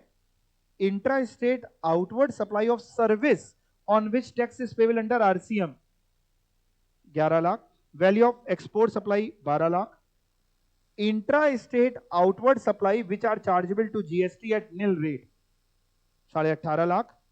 Inter state outward supply which are wholly exempt, 27,50,000, और bracket में लिखा है it includes 2.5 lakh received as interest on delayed payment from customer. All the above amount are exclusive of GST. इसका लाइन का मतलब नहीं आया मेरे को, all the above amounts are exclusive of, उन पे जीएसटी जुड़ा हुआ हमें चाहिए होता है क्या? जुड़ा हुआ हमें लिए अच्छी बात है, नहीं जुड़ा है तो हमें चाहिए भी नहीं जुड़ा हुआ, अच्छी बात। कहना क्या है, एग्जाम में पढ़ के करना क्या करना है, you are required to find out aggregate turnover for the purpose of eligibility of composition levy scheme and determine whether he is eligible for composition levy scheme or not for the financial year 24-25। 24-25 में eligible है कि नहीं, उसके लिए कौन से साल का टर्नओवर चाहिए था? 23-24, दिया भी 23-24 का है, दिया ना। अब कैलकुलेटर उठाओ, हम लोग साथ में बातें करते जाएंगे, जो आप कहोगे जोड़ना है वो जोड़ देंगे, मना करोगे नहीं जोड़ेंगे, रुक जाएंगे। और जोड़ के क्या चेक करने वाले हैं? जोड़ तो देंगे, क्या चेक करेंगे? अगर 1.5 करोड़ से ज्यादा निकल गया तो मना कर देंगे, और 1.5 करोड़ या उससे कम है तो हम कह देंगे तुम एलिजिबल हो। ठीक है, तो चलो देखते हैं क्या क्या जोड़ेंगे। मैं एक बार फिर से करके सारे पॉइंट पढ़ूंगा एक एक करके, आप बताना जोड़े कि ना जोड़े, हम कैलकुलेटर में लिखे कि नहीं। Intra state outward supplies of goods taxable under forward charge 22 lakh, जोड़े? तो मैं भी लिख देता हूं, फिर आप भी लिख दो। सभी लोग कह रहे हैं जोड़े, पक्का? ठीक है, हमको बताते चलना, मैं आता नहीं है। दूसरा, intra state outward supply of service on which tax is payable under RCM। RCM जोड़े कि ना जोड़े? कितने लोग कह रहे जोड़े? ओके, कितने लोग कह रहे नहीं जोड़े? और जिन्होंने कहीं हाथ नहीं उठाने, पता है ये क्वेश्चन में इंस्टीट्यूट का दिमाग देखिए, जान किसने पॉइंट डाला, 100 में से 99 बच्चा नहीं जोड़ के आया होगा, जो पढ़ के गया होगा, और जो नहीं पढ़ के गया तुक्के से तो जोड़ आया होगा। लेकिन जो पढ़ के गया 99 बच्चा देखता है कि आरसीएम वाला सर पढ़ा नहीं जोड़ते, तभी मैंने बहुत जोर दे करके आपको पढ़ा रहा हूं, इनवर्ड सप्लाई नहीं जोड़ते, आउटवर्ड तो टर्नओवर है ना, सेल, जोड़ेंगे कि नहीं? जोड़ेंगे, 11 लाख। अभी तक कितना हो रहा है? 33 भी होने देते हैं और जोड़ेंगे। वैल्यू ऑफ एक्सपोर्ट सप्लाई जोड़ेंगे, आर यू श्योर? 12 लाख जोड़ देते हैं। कितना हुआ अभी तक? 45। ओके ओके, आगे चलते हैं। Intra state outward supply which are chargeable to GST at nil rate. इसने कुछ ऐसा, इसका मतलब समझते हो, इसने कुछ ऐसा माल बेचा है जिसपे जीएसटी का रेट ही 0% है। जोड़ेंगे? Are you sure? पक्का जोड़ेंगे। 18.5 लाख, अभी तक कितना हुआ? 63,50,000। Inter state, inter outward supply which are wholly exempt. अभी ये ब्रैकेट को 2 मिनट रुकते हैं। अगर ब्रैकेट ना होता तो जोड़ते कि ना जोड़ते? जोड़ते। कितना? अगर ब्रैकेट ना होता तो पूरा 27.5 लाख जोड़ते। यस और नो? अगर ब्रैकेट में कुछ ना लिखा होता, केवल इतना लिखा होता inter state outward supply which are wholly exempt, तो हम 27,50,000 जोड़ते हैं। लेकिन अब पहले ब्रैकेट पढ़ते, फिर आप बताना कितना जोड़ना है। अभी 2750 नहीं जोड़ रहा मैं। इट इंक्लूड्स, मतलब इसमें जुड़ा है 27,50,000 रुपए में जुड़ा है। क्या जुड़ा है? 2.5 लाख रुपए received as interest on delayed payment from customer. अभी आपने पढ़ा एक्सटेंडिंग लोन और डिपॉजिट, वो नहीं जुड़ता। पढ़ा ना तीसरा पॉइंट? ये जुड़ेगा कि नहीं 2.5 लाख? मतलब 2 ऑप्शन दे रहा हूं कि मैं अब जो कैलकुलेटर में जोड़ने जा रहा हूं 27,50,000 जोड़ूं कि 25 लाख जोड़ूं। सर 25 लाख कहां से निकाल दिया? तो कोई फिगर ही नहीं लिखी, माइनस करके ना 27.5 लाख में 2.5 लाख हटा दिया, नहीं जुड़ता तो 25 लाख जुड़ता। मैं +2 तो दबा दिया है, आगे बताओ। 27,50,000 और 25 लाख। कौन कह रहे हैं 27,50,000? हैंड रेज करेंगे। ओके, और कौन कह रहे हैं 25 लाख? भाई पार्टिसिपेट सभी लोग करो। गलती सही, जीवन में गलती से डरोगे तो कुछ नहीं होगा जीवन में। जब एक बच्चा पैदा होता है तो भी नहीं पता होता है कि क्या होने वाला है वो भविष्य में। क्या पता भाई, आप समझ रहे हैं ना? क्या पता वो कुछ बनेगा जिंदगी में कि नहीं बनेगा, दुनिया ही खत्म हो जाएगी। तो गलती प्लीज करिए आप, कोई टेंशन नहीं है। कितना जोड़ेंगे? 25 लाख वाले हाथ उठाएं जल्दी से। 25 लाख वाले। ओके, और 27,50,000 वाले? ओके, देखिए लॉ मेकर ने कहा जो लोन या एडवांस तुमने किसी को दिया हो या डिपॉजिट कहीं पे किया हो जिसपे तुम्हें ब्याज मिल रहा है वो नहीं जोड़ते। लेकिन तुमने कस्टमर को माल बेचा था, उसने पेमेंट देने में देरी करी। हमने कस्टमर को माल बेचा, हमने उससे कहा भैया उधार में दे रहे हैं, जैसे से तुम 10 दिन में, 15 दिन में, 20 दिन में, 1 महीने, 2 महीने में पेमेंट दे देना, नहीं दोगे तो ब्याज लूंगा तुमसे। तुमने पेमेंट देने में देरी करी तो हमने 2.5 लाख रुपए तुमसे ब्याज ले लिया। हमने लोन या एडवांस नहीं दिया था किसी को, डिपॉजिट नहीं दिया था किसी को, हमने तो माल बेचा था, कस्टमर ने देर करी, हमने 2.5 लाख ब्याज दो। लॉ मेकर का था वो हमने तुमको कम बना किया ना जोड़ने के लिए। दैट मीन्स पूरा 27,50,000 जुड़ेगा। बताओ कितना आता है? 91 लाख। और साहब अब आपको बताना है कंपोजिशन स्कीम के लिए एलिजिबल है कि नहीं है? है पक्का? 1.5 करोड़ की 75 लाख। वो याद रखना, तू सनम है ना, भूलना नहीं सनम। मैं आपको आंसर दिखाता हूं। कंप्यूटेशन ऑफ, प्रेजेंटेशन भी देख के जाना, ये गाइडलाइन आंसर मैंने डाउनलोड करें। Computation of aggregate turnover for composition levy scheme, intra state outward supply, वो सब लिख दिया कि सब जोड़ा है, सब जोड़ा है, सब जोड़ा है। 91 लाख आ गया, और यहाँ बता भी दिया कि ये अमाउंट जो रिसीव्ड हुआ है ब्याज वो इंक्लूड होता है, ठीक है ना। और एग्रीगेट टर्नओवर आया, फिर नीचे कंक्लूजन लिखना तो नहीं भूल जाओगे। Since Anupam turnover, since the aggregate turnover, Anupam turnover नहीं, aggregate turnover in the specified state of Himachal Pradesh does not exceed limit of 1.5 crore during financial year 23-24, इसलिए so Mr. Anupam Singh is entitled for composition levy under section, तुम 10 ही लिख देना, तुम जरूरी नहीं याद हो जाए तो सेक्शन 1 लिखना, नहीं तो अंडर सेक्शन 10। सेक्शन याद ना हो तो मत लिखना। अगर तुम्हें कंफ्यूजन हो कि 10 था कि 100 था कि 9 था तो सेक्शन कोड कभी नहीं करना। जब तक 100% श्योर ना हो तब तक किसी भी, चाहे वो टैक्स हो, चाहे वो कोई भी सब्जेक्ट हो, चाहे वो लॉ का हो, कहीं सेक्शन कोड ना करना। तो कह रहे हाँ सर कंपोजिशन स्कीम के लिए एलिजिबल है, क्योंकि अगर तुमने गलत लिख दिया तो तुमको पूरे नंबर देने जा रहा था, तुमने लिखा हाँ सेक्शन 9 में जा सकता है, तो ना दूसरे का 2 नंबर काटो। ना लिखा होता तो एक बार फिर भी वो ओवरसी कर जाता कि ठीक है यार दे देते हैं, खत्म कर। लेकिन आपको आता है तो लिखिए, मना नहीं कर रहा। बोलिए अब इजी है कि नहीं? पक्का? तो 5 नंबर ये और भी आए हैं, जून 24 में भी आए हैं, सब भी आए है ना, वो सब भी आपको मैं वर्कशीट में भी दे दूंगा। चलो वापस चलते हैं, अभी कंपोजिशन में ही, अभी कंपोजिशन स्कीम अपनी बची है। अभी तक में कुछ पूछना हो तो आप पहले पूछ लो ना, किसी को भी कुछ भी सवाल अगर दिमाग में आ रहे हो तो आप पूछ सकते हैं हमसे ना। आ रहा है कोई दिमाग में? क्लियर है सारी चीजें? ठीक है। अब मैं बात करने वाला हूं कि कंपोजिशन स्कीम में क्या कंडीशंस हैं, क्या रेस्ट्रिक्शन है। जैसे फॉर एग्जांपल मैंने आपको ओरली बताया कि वो टैक्स इनवॉइस इशू नहीं कर सकता। वो क्या इशू करेगा? Bill of supply. वो आईटीसी क्लेम नहीं कर सकता, आईटीसी दे नहीं सकता। यही सब बातों को मैंने लिख रखा है, तो बहुत ध्यान से एक एक करके बातें पढ़ते हैं। पहली बात, the supplier who opt for composition levy, जो कंपोजिशन लेवी को ऑप्ट करता है, इधर ही देखते जाइएगा, can not raise tax invoice. वो टैक्स इनवॉइस रेज नहीं कर सकता। यानी वो क्या इशू करेगा? They need to issue bill of supply. दूसरा, जब वो टैक्स इनवॉइस ही रेज नहीं कर सकता, यानी कस्टमर से टैक्स नहीं ले सकता, तो जो टैक्स सर देना है 1%, 5%, 6%, जो भी आप बोल रहे हो, जो भी आप आगे पढ़ाओगे सम परसेंट, वो क्या अपनी जेब से देगा? सप्लायर अपनी जेब से भरेगा क्या? Answer is yes. Therefore they need not to collect any tax on supply and have to pay GST out of his own pocket. अपनी जेब से आपको पे करना पड़ेगा। सर एक बात बताओ, वो बंदा जो खरीदार है, जो कंपोजिशन स्कीम वाले से खरीद रहा है, खरीदार किससे खरीद रहा है? सप्लायर से। ऐसा सप्लायर जो कंपोजिशन स्कीम में रजिस्टर्ड है, क्या खरीदार को आईटीसी मिलेगा?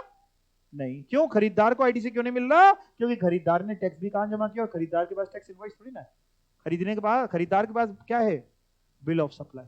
भाई आईटीसी तो तभी मिलता है जब तू खरीदार के पास क्या हो, उसके बाद परचेज की टैक्स इनवॉइस। हमने परचेज किया तो ये देखो टैक्स इनवॉइस, तो आईटीसी मिलता है।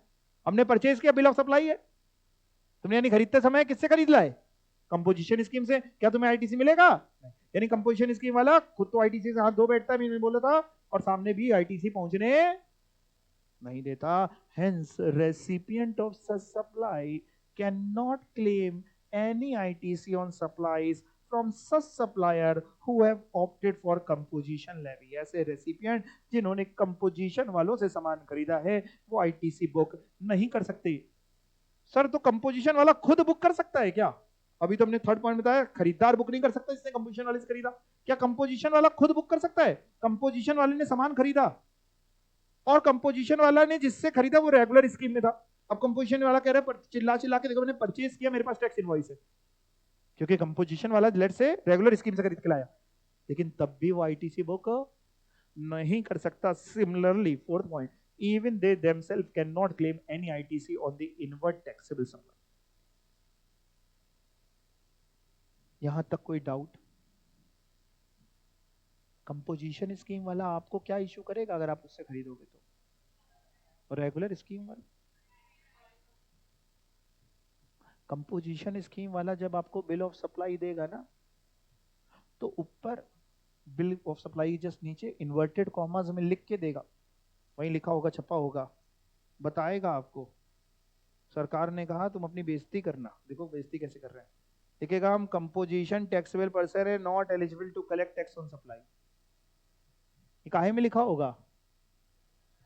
ये मैंडेटरी रिक्वायरमेंट है, इसलिए कि ऐसा ना हो कि तुम कस्टमर से टैक्स कलेक्ट कर लो। समझ गए? तो बिल ऑफ सप्लाई के नीचे क्या वर्ड्स यूज करने होंगे तुमको? इन्वर्टेड कॉमास में कंपोजिशन टैक्सेबल पर्सन, मतलब वो बता रहा है कि हम किस में रजिस्टर्ड हैं? कंपोजिशन स्कीम, और टैक्स तुमसे कलेक्ट करने के लिए एलिजिबल नहीं है। क्लियर हो गया? पक्का?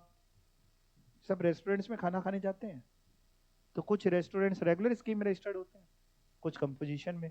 अब से बिल आए तो देखना उस पर क्या लिखा है, टैक्स इनवॉइस लिखी, बिल ऑफ सप्लाई लिखा है।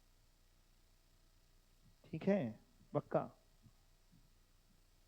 हाँ, हम लोग छोटे लोग हैं ना, इसलिए तो जो भी छोटे एसएससीज हैं वो bill of supply composition scheme में रजिस्टर्ड है। ठीक है? Very good. तो a person opting for the scheme shall mention at the top of the bill, क्या कह रहे हैं sir? Composition taxable person not eligible to collect tax on. अच्छा, इसके अलावा एक और रिक्वायरमेंट है। जैसे मान लो आप पेन बनाते हो, आपको पेन बनाने के लिए इंक खरीदनी थी, आप गए, आप इंक खरीद लाए, खरीदने के बाद जब पेमेंट आपने दे दिया, फिर उसने बिल ऑफ सप्लाई दिया, तब आपको पता चला अरे धत्तेरी कि हम तो जिससे खरीद रहे हैं वो कंपोजिशन स्कीम रजिस्टर्ड है, यानी हमें आईटीसी। आपने अरे नहीं नहीं हमारा तो नुकसान हो जाएगा, हमें तो आईटीसी चाहिए। ऐसा आपके साथ ना हो, इसलिए कंपोजिशन स्कीम वाला अपने डिस्प्ले बोर्ड में, डिस्प्ले बोर्ड समझते हैं जहां पे उसका नाम लिखा होगा फलाना इंक वाले, वहीं पे लिख के रखेगा, वहां मतलब बिल में तो लिखेगा ही, उसके अलावा वहां पे भी लिखेगा कि खरीदने वाला पहले ही पढ़ ले कि जिससे वो खरीदने जा रहा है वो किसमें रजिस्टर्ड है, कंपोजिशन स्कीम में। कह रहा है एवरी नोटिस बोर्ड में तुम लिखोगे, क्या लिखोगे, कंपोजिशन टैक्सेबल पर्सन। इस पे आप रील बना सकते हैं, मैं आपको देखो बताता रहता हूँ। नहीं आजकल लोग रील बनाते हैं, आपको बताऊं क्या रील आप बना सकते हैं, इस पे आप रील बना सकते हैं। अब आप रेस्टोरेंट्स में खाना खाने चाहिए तो देखिए कि कहीं वो आपसे टैक्स तो नहीं ले रहा, अगर वो आपको बिल ऑफ सप्लाई दे रहा है तो वो आपसे टैक्स नहीं ले सकता, थैंक यू, ऐसे करके रील बना देते हैं ना। हाँ, और भी पढ़ाऊंगा, जो तुमको अच्छा लगे उस पर रील बनाओ, हमको भेजा करो, मैं अच्छा लगेगा। He shall also mention composition taxable person on every notice board displayed at the place of business. The composition levy, ये बड़ा इंपॉर्टेंट है साहब। अगर आप कंपोजिशन स्कीम में आना चाहते हैं तो क्या ऐसा कर सकते हैं, कुछ ब्रांचेस के लिए, कुछ बिजनेसेस के लिए, कुछ स्टेट्स में आपने ऑप्ट कर लिया और कुछ में रेगुलर स्कीम में आ गए, नहीं। अगर आप ऑप्ट करेंगे तो उस पैन में जितने आपके बिजनेसेस चल रहे हैं सबके लिए है या फिर किसी के लिए भी नहीं है। The composition levy, if opted, is applicable under one PAN and then it is applicable for all business under that PAN or none. या तो किसी के लिए नहीं या सबके लिए। This implies, इसका मतलब that it is not allowed for some businesses under normal levy and some under composition levy. Clear? Sir मान लो हमने कंपोजिशन स्कीम चुन ली, क्यों चुन ली, क्योंकि तुम एलिजिबल थे, हमने चुन ली, हमको फायदा लगा। पिछले साल हमारा टर्नओवर 1.5 करोड़ या उससे कम था, या 75 लाख जो भी हमारे लिए था उससे कम था। हम इस साल कंपोजिशन स्कीम में आ गए, हम इस साल गुड्स बेचने लग गए। अच्छा इस बार क्या हुआ, बेचते बेचते हमारे ऊपर भगवान की ऐसी कृपा हुई कि हमारा बिजनेस एकदम से बूम करने लगा। यानी मान लो साल के बीच में आते आते आते आते हमारा टर्नओवर 1.5 करोड़ एक्सीड कर गया। पिछले साल 1.5 करोड़ से कम था, 1.5 करोड़ या उससे कम, हमने इस साल कंपोजिशन स्कीम में आ गए। और इस बार क्या हुआ, हम बिल ऑफ सप्लाई काटते जा रहे थे और हमारा टर्नओवर लेट से, मेरे बर्थडे वाले दिन, मेरा 9 दिसंबर को बर्थडे होगा, ठीक है, हाँ मेरे बर्थडे वाले दिन टर्नओवर लेट से एक्सीड कर गया 1.5 करोड़ से, 1.5 करोड़ से ज्यादा निकल गया। हम किस में रजिस्टर्ड है अभी तक, कंपोजिशन स्कीम। कंपोजिशन स्कीम थी किसके लिए, स्मॉल टैक्स पेयर्स के लिए। अब तुम स्मॉल टैक्स पेयर नहीं बचे, अब तुम बड़े टैक्स पेयर हो गए हो।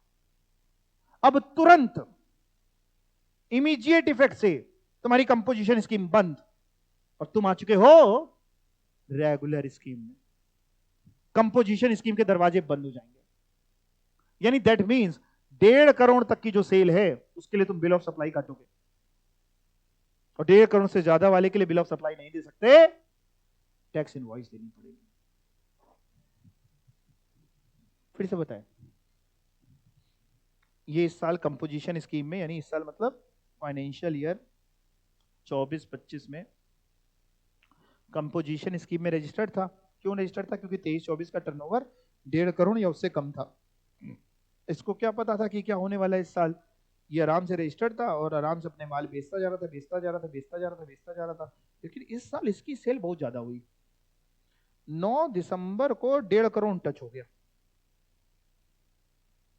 बिल ऑफ सप्लाई काटता जा रहा था। अब लॉ मेकर कह रहा है जैसे ही 10 दिसंबर से अब तुम जो भी माल बेचोगे, अब तुम सेक्शन 10 में नहीं बचे, अब तुम्हारे लिए सेक्शन 10 स्विच ऑफ हो गया, जैसे मोबाइल फोन स्विच ऑफ हो जाता है, सेक्शन 10 स्विच ऑफ हो गया। तुम ऑटोमेटिकली किस में हो चुके हो, रेगुलर स्कीम। ऑटोमेटिकली मतलब ऑटोमेटिकली होगा, लेकिन तुम्हें बताना पड़ता है, पोर्टल पे जाके एक फॉर्म भरना पड़ता है, इंटीमेशन देनी पड़ती है कि ये खत्म हो गया, हमारा टर्नओवर से ब्रीच हो गया, टर्नओवर आगे निकल गया उसका। यानी अगर ड्यूरिंग द ईयर 1.5 करोड़ तक ही रहता या 75 लाख वाले स्टेट तो 75 लाख रहता, जो भी केस है, तो कोई टेंशन ही नहीं थी। लेकिन 1.5 से ऊपर निकल गया, टेंशन क्या है, क्या टेंशन है, कंपोजिशन से बाहर हो चुके हैं। ऐसी टेंशन चाहते हैं हम जिंदगी में, अरे नहीं चाहते हैं ना, हमारा टर्नओवर इतना हो जाए कि हम कंपोजिशन लायक बचे ही ना, है ना। ऐसा मत भगवान से मनाओ, हाँ भगवान से बहुत सोच समझ के बनाना चाहिए। भगवान ने सुन लिया कि नहीं नहीं इस पे टेंशन नहीं देंगे जिंदगी में, तुम बेटा उसी में झूलते रहो जिंदगी, है ना। तो कंपोजिशन स्कीम में आप तभी तक हैं जब तक आपका टर्नओवर करंट ईयर में भी इससे एक्सीड नहीं करता। अगर जैसे ही करंट ईयर में एक्सीड कर गया तुरंत आप कंपोजिशन स्कीम से छोड़ करके बाहर हो चुके हैं। रेगुलर स्कीम में आ गए। अच्छा सर, अगले साल फिर से कंपोजिशन में जा सकते हैं? अगले साल के लिए पिछले साल का टर्नओवर देखा जाता है, पिछले साल का टर्नओवर जब देखेंगे तो ज्यादा हो चुका है, तो आप जाहिर सी बात है अगले साल नहीं जा सकते। और सर अगले साल हम रेगुलर स्कीम में हो गए, इस साल भी रेगुलर में आ गए और अगले में भी रेगुलर में रहे, लेकिन अगले में हमारा टर्नओवर फिर कम हो गया, पता नहीं क्या चलता है हमारे साथ। तो क्या उसके अगले साल जा सकते हैं? हाँ जा सकते हैं, कोई मनाही थोड़ी ना। जीवन में एक बार स्कीम थोड़ी ना कि एक ही बार ले सकते हैं। जब भी ले रहे हैं पिछले साल का टर्नओवर देखते हैं, और जिस साल ले रहे हैं उस साल के पहले 1.5 करोड़ तक की सेल पे ही ये तुमको फायदा है। उससे ऊपर की सेल के लिए कंपोजिशन नहीं है। या तुम अगर वो तू सनम में होता तो पहली 75 लाख तक ही फायदा है, 75 लाख तक की सेल पे, उसके ऊपर पे फिर तुम रेगुलर स्कीम में हो। समझ पा रहे हैं? ये बात लिखी 7th पॉइंट में। Once the turnover breaches the threshold during the current year, आपका टर्नओवर वो 1.5 करोड़ या 75 लाख को ब्रीच करके निकल पड़ा है आगे, तो या तो जैसे ही 1.5 करोड़ छुआ वैसे ही आप बिजनेस बंद कर दो, ताला लगा दो कि बस आप बिकेगा माल तो अप्रैल में, अगले साल भाग जा रहे हम। या फिर माल बेचना है तो क्या करो, कंपोजिशन स्कीम बंद हो गई है और तुम किस में आ गए हो, नॉर्मल स्कीम। यहां तक बात समझ में आ गई? यहां तक में कोई डाउट किसी को? नहीं। पता है आपको, ये जो कंपोजिशन स्कीम है ना, ये वैसे जो है मैन्युफैक्चरर्स के लिए है, ट्रेडर्स के लिए है और रेस्टोरेंट सर्विस प्रोवाइडर्स के लिए है। बाकी सर्विस प्रोवाइडर्स के लिए नहीं है। मैन्युफैक्चरर्स के लिए है, सुनते जाना, सिर्फ ट्रेडर्स के लिए है और रेस्टोरेंट सर्विस वालों के लिए, बाकी सर्विस प्रोवाइडर के लिए ये वाली स्कीम नहीं है। बाकी सर्विस प्रोवाइडर के लिए कोई दूसरी स्कीम पढ़ाऊंगा अभी, आज की में तो नहीं हो पाएगा, अगली क्लास में पढ़ाऊंगा, लेकिन मतलब अभी तो ये पढ़ा रहा हूं। दैट मीन्स ये जो पर्टिकुलर स्कीम आपने पढ़ी ये सर्विस प्रोवाइडर के लिए नहीं है, सिर्फ एक ही सर्विस प्रोवाइडर के लिए। किसके लिए? Restaurant service. जैसे हम आपको सर्विस प्रोवाइड करें, कोचिंग सर्विस, मेरे लिए ये स्कीम नहीं है। मेरे लिए स्कीम है लेकिन वो ऑल्टरनेटिव कंपोजिशन स्कीम है, अलग सी सर्विस प्रोवाइडर के लिए, वो पढ़ाऊंगा आपको। वो भी क्या है, कुछ ऐसी ही मिलती जुलती होगी लेकिन थोड़ा सा अलग होगा। अब मैं आपको यानी ये पढ़ाने जा रहा हूं कौन कौन व्यक्ति ये स्कीम में नहीं आ सकता। कंपोजिशन स्कीम किसके किसके लिए नहीं है, बहुत ध्यान से पढ़िएगा, पढ़े ना। सप्लायर ऑफ सर्विसेज के लिए नहीं है। क्यों? क्योंकि उसके लिए दूसरी स्कीम बनी हुई है, ये नहीं है। लेकिन एक सर्विस प्रोवाइडर के लिए यही वाली है। कौन से वाले? रेस्टोरेंट सर्विस वाले के लिए। बाकी कोई सर्विस प्रोवाइडर इसमें नहीं आ सकता। और क्या नहीं, किसके लिए नहीं है सर? सप्लायर ऑफ गुड्स और service which are not leviable to GST. तुम ऐसा कुछ बेचते हो जिसपे जीएसटी, मतलब मान लो एक रेस्टोरेंट वाला है और वो दारू भी बेचता है ना, बार भी उसके यहाँ, लिकर भी सर्व करता है थोड़ा, है ना, सही से बोलने तो, और उसका टर्नओवर पिछले साल का वही 1.5 करोड़ या उससे कम है, या 75 लाख, उस स्टेट में तो 8 स्टेट में तो 75 लाख या उससे कम है। देखो वो लिकर भी सर्व कर रहा है, रेस्टोरेंट सर्विस भी, खाना भी देता है और पीना भी देता है। खाओ पियो मस्त रहो। अब ये बताओ वो कंपोजिशन स्कीम में आ सकता है? आंसर इज नो, नहीं आ सकता, मना है उसके लिए। सर कहां मना है? सेकंड पॉइंट देखो, कोई भी अगर तुम ऐसा सामान बेचते हो जिसपे जीएसटी लगता ही नहीं है तो तुम्हारे लिए कंपोजिशन स्कीम नहीं है। तुम पेट्रोल बेचते हो, तुम्हारे लिए नहीं है। खाना देते हो, कटोरी में पेट्रोल दे देते हो, पी लो आग लगा। सिर्फ खाना ही नहीं, कोई भी, चाहे तुम मैन्युफैक्चरर हो, चाहे तुम ट्रेडर हो, चाहे तुम रेस्टोरेंट सर्विस वाले हो, जो भी तुम सामान बेच रहे हो, अगर वो जीएसटी के दायरे से बाहर है तो आप कंपोजिशन स्कीम में नहीं आ सकते। नॉन टैक्सेबल सप्लाई, आप इसमें नहीं आ सकते। इतनी बात समझ गए? तीसरी बात, आप इंटर स्टेट आउटवर्ड सप्लाई करते हैं तो भी आप कंपोजिशन स्कीम में नहीं आ सकते। इंटर स्टेट का मतलब एक स्टेट से दूसरे स्टेट, मतलब अगर आप कंपोजिशन स्कीम में आना चाहते हैं तो आपको विद इन स्टेट माल बेचना पड़ेगा, एक स्टेट से दूसरे स्टेट में माल आप नहीं बेच सकते। जैसे गोवा में ट्रेड बिजनेस है तो गोवा में, गोवा में बेच सकते, यूपी में है तो, अच्छा अगर मान लो दो जगह है, गोवा में भी मेरा व्यापार है, यूपी में भी व्यापार है, तो ये इंटर स्टेट हुआ कि इंट्रा हुआ? मेरा बिजनेस, मेरी शॉप दो जगह है, गोवा में भी यूपी में भी, इंटर है कि इंट्रा? हाँ, इससे थोड़ी ना पता चलेगा कि ये इंटर है कि इंट्रा। ये तो माल बेचने से पता चलेगा। आप कंपोजिशन में आ सकते हैं, लेकिन शर्त है गोवा से जो माल बेचेंगे वो विद इन गोवा बेचेंगे, यूपी से जो माल बेचेंगे वो विद इन यूपी। ये होता है इंट्रा। समझ रहे हैं? कुछ बच्चे ये भी पढ़ते हैं। हम देखिए बहुत सारी बारीकी हमको बताते रहते हैं। भांति भांति भांति के लोग भांति भांति की बुक्स में बहुत कुछ लिख डालते हैं गलत सलत। तो किसी का हम नाम नहीं लेना चाहते कभी। ये इंटर नहीं होता कि कुछ टीचर पढ़ा देते हैं कि एक जगह से ज्यादा स्टेट में व्यापार नहीं होना चाहिए। व्यापार सारे स्टेट्स में हो, कोई टेंशन नहीं है, लेकिन उस स्टेट का माल उस स्टेट में बेच रहे हो। अगर उस स्टेट से बाहर बेचना चाहते हो तो फिर तुमको कंपोजिशन से बाहर आइए। कंपोजिशन नहीं आपके लिए। कौन सी स्कीम है? रेगुलर। अब एक बात और आती है फिर, जब इंटर स्टेट सप्लाई मना है तो साहब यहां पे जब हम टर्नओवर निकाल रहे थे तो काहे इंटर जुड़वा रहे हैं? जब कह रहे हैं कि इंटर वाला इंटर स्टेट सप्लाई जो कर रहा है वो कंपोजिशन स्कीम के लिए एलिजिबल ही नहीं है, इररिस्पेक्टिव ऑफ टर्नओवर। चाहे तुम्हारा टर्नओवर 2 लाख रुपए है पूरे साल का, तुम इंटर स्टेट सप्लाई करते हो, तुम कंपोजिशन स्कीम के लिए एलिजिबल नहीं हो। तो फिर यहां काहे इंटर जुड़वा रहे? कॉन्ट्राडिक्टरी बातें नहीं हुई? आप समझ पा रहे हैं ना? यहां कह रहे हैं टर्नओवर में इंटर भी जोड़ के देखते हैं, वो कह रहे हैं इंटर करते हो तो तुम एलिजिबल ही नहीं हो। अब इसका भी सही इंटरप्रिटेशन सुन लीजिए। For the purpose of eligibility हम पिछले साल का टर्नओवर देखते हैं, उसमें तुमने कुछ भी किया हो, इंटर करते हो, हमें से कोई टेंशन नहीं, हम वो जोड़ेंगे। लेकिन इस साल अगर तुम एलिजिबल हो गए और कंपोजिशन में आ गए, अब इंटर मत करना। जैसे ही कंपोजिशन में आ गए अब इंटर नहीं कर सकते। इसमें भी कुछ बुक्स में सॉल्व किया है।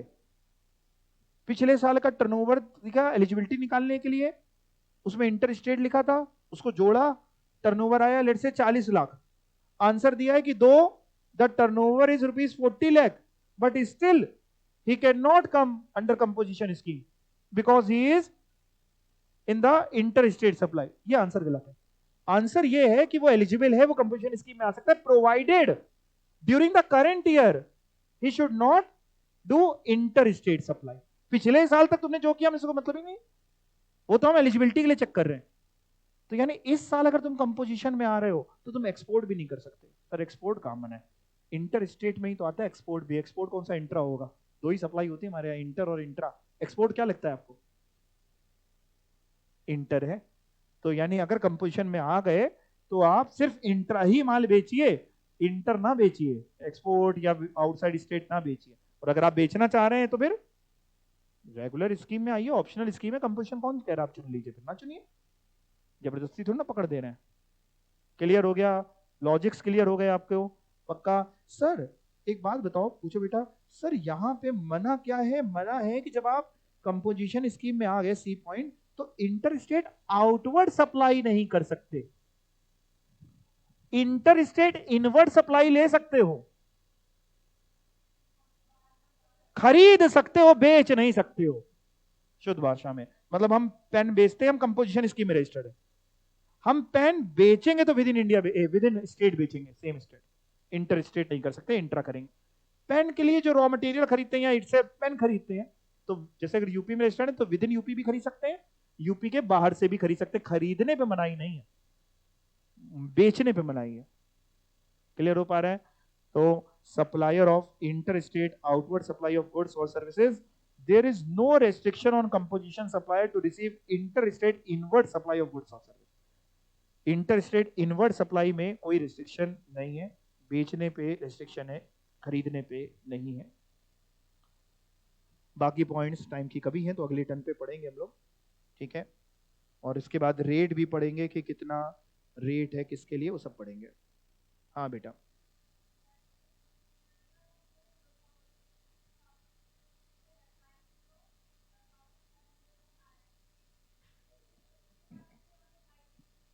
बिल्कुल कर सकते हैं, वेरी गुड।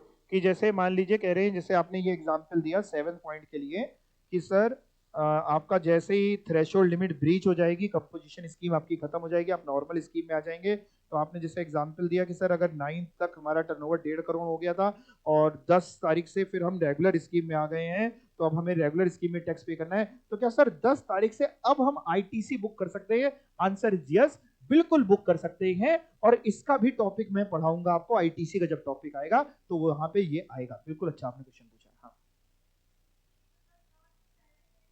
9, हाँ वो आएगा बिल्कुल, जो आप कहना चाह रही 9 से पहले खरीदा था उस पर तब आईटीसी बुक नहीं किया था, बेच रहे हैं 10 के बाद, ये पूरा पूरा टॉपिक आएगा। मैंने पूरी शीट में पूरा कवर्ड है, टॉपिक है पूरा, ठीक है ना।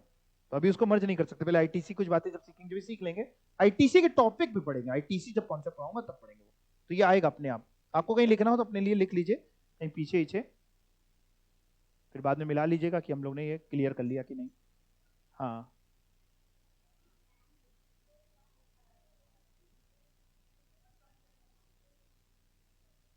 हाँ,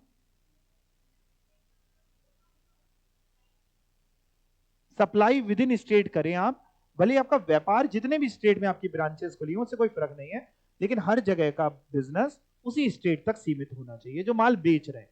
अगर आप कंपोजिशन में रजिस्टर्ड होना चाहते हैं तो जब आप कंपोजिशन में रजिस्टर्ड हैं तब आप हर स्टेट का बिजनेस, हर स्टेट से जो भी आउटवर्ड सप्लाई कर रहे हो वो विद इन स्टेट करनी पड़ेगी आपको। भले ही आपका एक स्टेट से ज्यादा जगह पे आपके बिजनेसेस हो, उसमें हमें टेंशन नहीं है। और जब तक कंपोजिशन स्कीम ऑफ नहीं करी है तब तक जो मर्जी है वो कर ले। जी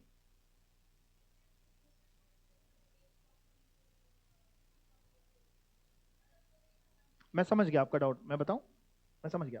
बहुत अच्छा डाउट है इनका। जैसे मान लीजिए कह रहे हैं, जैसे मान लीजिए एक मिस्टर ए हैं, उनके दो व्यापार हैं, एक पेन का बिजनेस है और एक लिकर शॉप है। हाँ मैं आ रहा हूँ, आप लोग समझ पा रहे हैं, मैं समझ गया आपका डाउट, बता रहा हूँ। एक लिकर शॉप है, दारू की दुकान है मिस्टर ए की उसी पेन पे, और पेन पेन की दुकान है, मतलब पेन तो जीएसटी में रजिस्टर्ड होगा और लिकर जीएसटी में रजिस्ट्रेशन की मतलब नहीं है। क्या वो बंदा सर कंपोजिशन स्कीम में आ सकता है? Answer is no. आप नॉन टैक्सेबल सप्लाई भी करते हैं, आप कंपोजिशन स्कीम में नहीं आ सकते हैं। समझ गए? आप ऐसी कोई भी सप्लाई कर रहे हैं कहीं से भी सेम पेन से जो नॉन टैक्सेबल है, इस पॉइंट में था, भले ही वो बिजनेस आपका अलग क्यों ना हो, नहीं आ सकते। ये लिखा है सेकंड पॉइंट में, देर कहां नहीं, सेकंड नहीं, कहां गया ये, इसके एट्थ के बी पॉइंट में, एट्थ के सेकंड पॉइंट, मतलब सप्लायर ऑफ गुड्स और सर्विस विच आर, समझ गए? और बताइए, और कोई डाउट? कुछ भी ऐसा है तो आप पूछ लीजिए, अच्छा लगेगा और क्लियर हो जाएंगी चीजें। तो कर सकते हैं हाँ, का एक पेन का बिजनेस है, दूसरा आपका सीमेंट का बिजनेस है, दोनों के लिए अगर मना नहीं है तो आप बिल्कुल कर लीजिए, ऐसी कोई टेंशन नहीं। ठीक है, तो आप कंपोजिशन स्कीम में आ सकते हैं, बट आएंगे तो फिर दोनों के लिए आएंगे, पेन और सीमेंट दोनों के लिए कंपोजिशन में। ऐसा नहीं कर सकते कि पेन में कंपोजिशन कर लिया और सीमेंट में रेगुलर, वो नहीं कर सकते। और कोई डाउट किसी का? नहीं, क्लियर है सभी को? पक्का? आज जाके एक काम कर रहे हैं ना बस, घर पे जाना, स्कैनर आपने लिया ही है, देखना जून 24 में, दिसंबर 23 में कंपोजिशन के क्या क्वेश्चन थे, वो क्वेश्चन करना, और अगली क्लास में ले भी आना, डिस्कस भी करेंगे हम लोग। ठीक है, थैंक यू।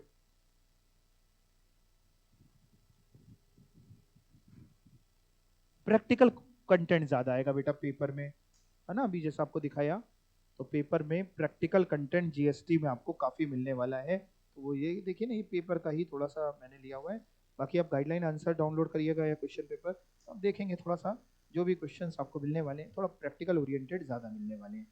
ठीक है, ये सब आप देखिए, सब क्वेश्चन पेपर हैं अलग अलग उसके, मतलब अलग अलग टॉपिक का क्वेश्चन हैं, तो ये सब प्रैक्टिकल ओरिएंटेड पेपर आपको ज्यादा मिलेगा। और कोई डाउट है किसी का? नहीं, चलिए थैंक यू सो मच। आप लोग करिएगा, बल्कि जीएसटी में पेपर्स डाउनलोड कर लीजिएगा, ये स्कैनर आपके पास है, तो जो जो टॉपिक्स होते जा रहे हैं वो करिए, निकालिए उसमें से कि क्या क्वेश्चन बने, क्वेश्चंस पढ़ने की आदत डालिए। पढ़ने के बाद आपको समझ आ जाएगा अभी ये टॉपिक कवर हुआ है क्लास में कि नहीं हुआ है। वैसे आप चैप्टर वाइज चलेंगे तो आपको चैप्टर वाइज चलते हो, कंटेंट मैं उसी सीक्वेंस में कवर करके चल रहा हूँ, और करिए उसको, जो ना समझ में आए लेके आइए मेरे को, तो आप ये करते रहिए। वर्कशीट्स मैंने आपको दी हुई हैं, वो करते रहिए। इसकी अलग वर्कशीट मैं दूंगा जब ये खत्म हो जाएगा, अभी नहीं दूंगा, है ना, नेक्स्ट टर्म पे मोस्ट प्रोबेबली। तो ये आप करते चलेंगे काम, तो आपका जीएसटी में हमारा टारगेट ये है कि 35 नंबर में आप 30 नंबर लेके आए जीएसटी से, नहीं 30 तो 25 तो लाने ही पड़ेंगे। अगर हमें पास होना है तो। जीएसटी और इनकम टैक्स में बच्चे के पॉइंट ऑफ व्यू से बच्चे को जीएसटी थोड़ा इजी लगने लगता है अगर सारी क्लासेस अटेंड कर रहा है, सारे क्वेश्चंस वो करके जा रहा है, तो वो पास होने में बहुत मदद करेगा आपकी। टैक्स के पेपर को पास, और जिन लोगों को टैक्स से बहुत बच्चे हैं जहाँ टैक्स से बहुत डर लगता है, तो जीएसटी को पोर्शन को बहुत स्ट्रॉन्ग करना है हम लोगों को। ठीक है, चलो, थैंक यू।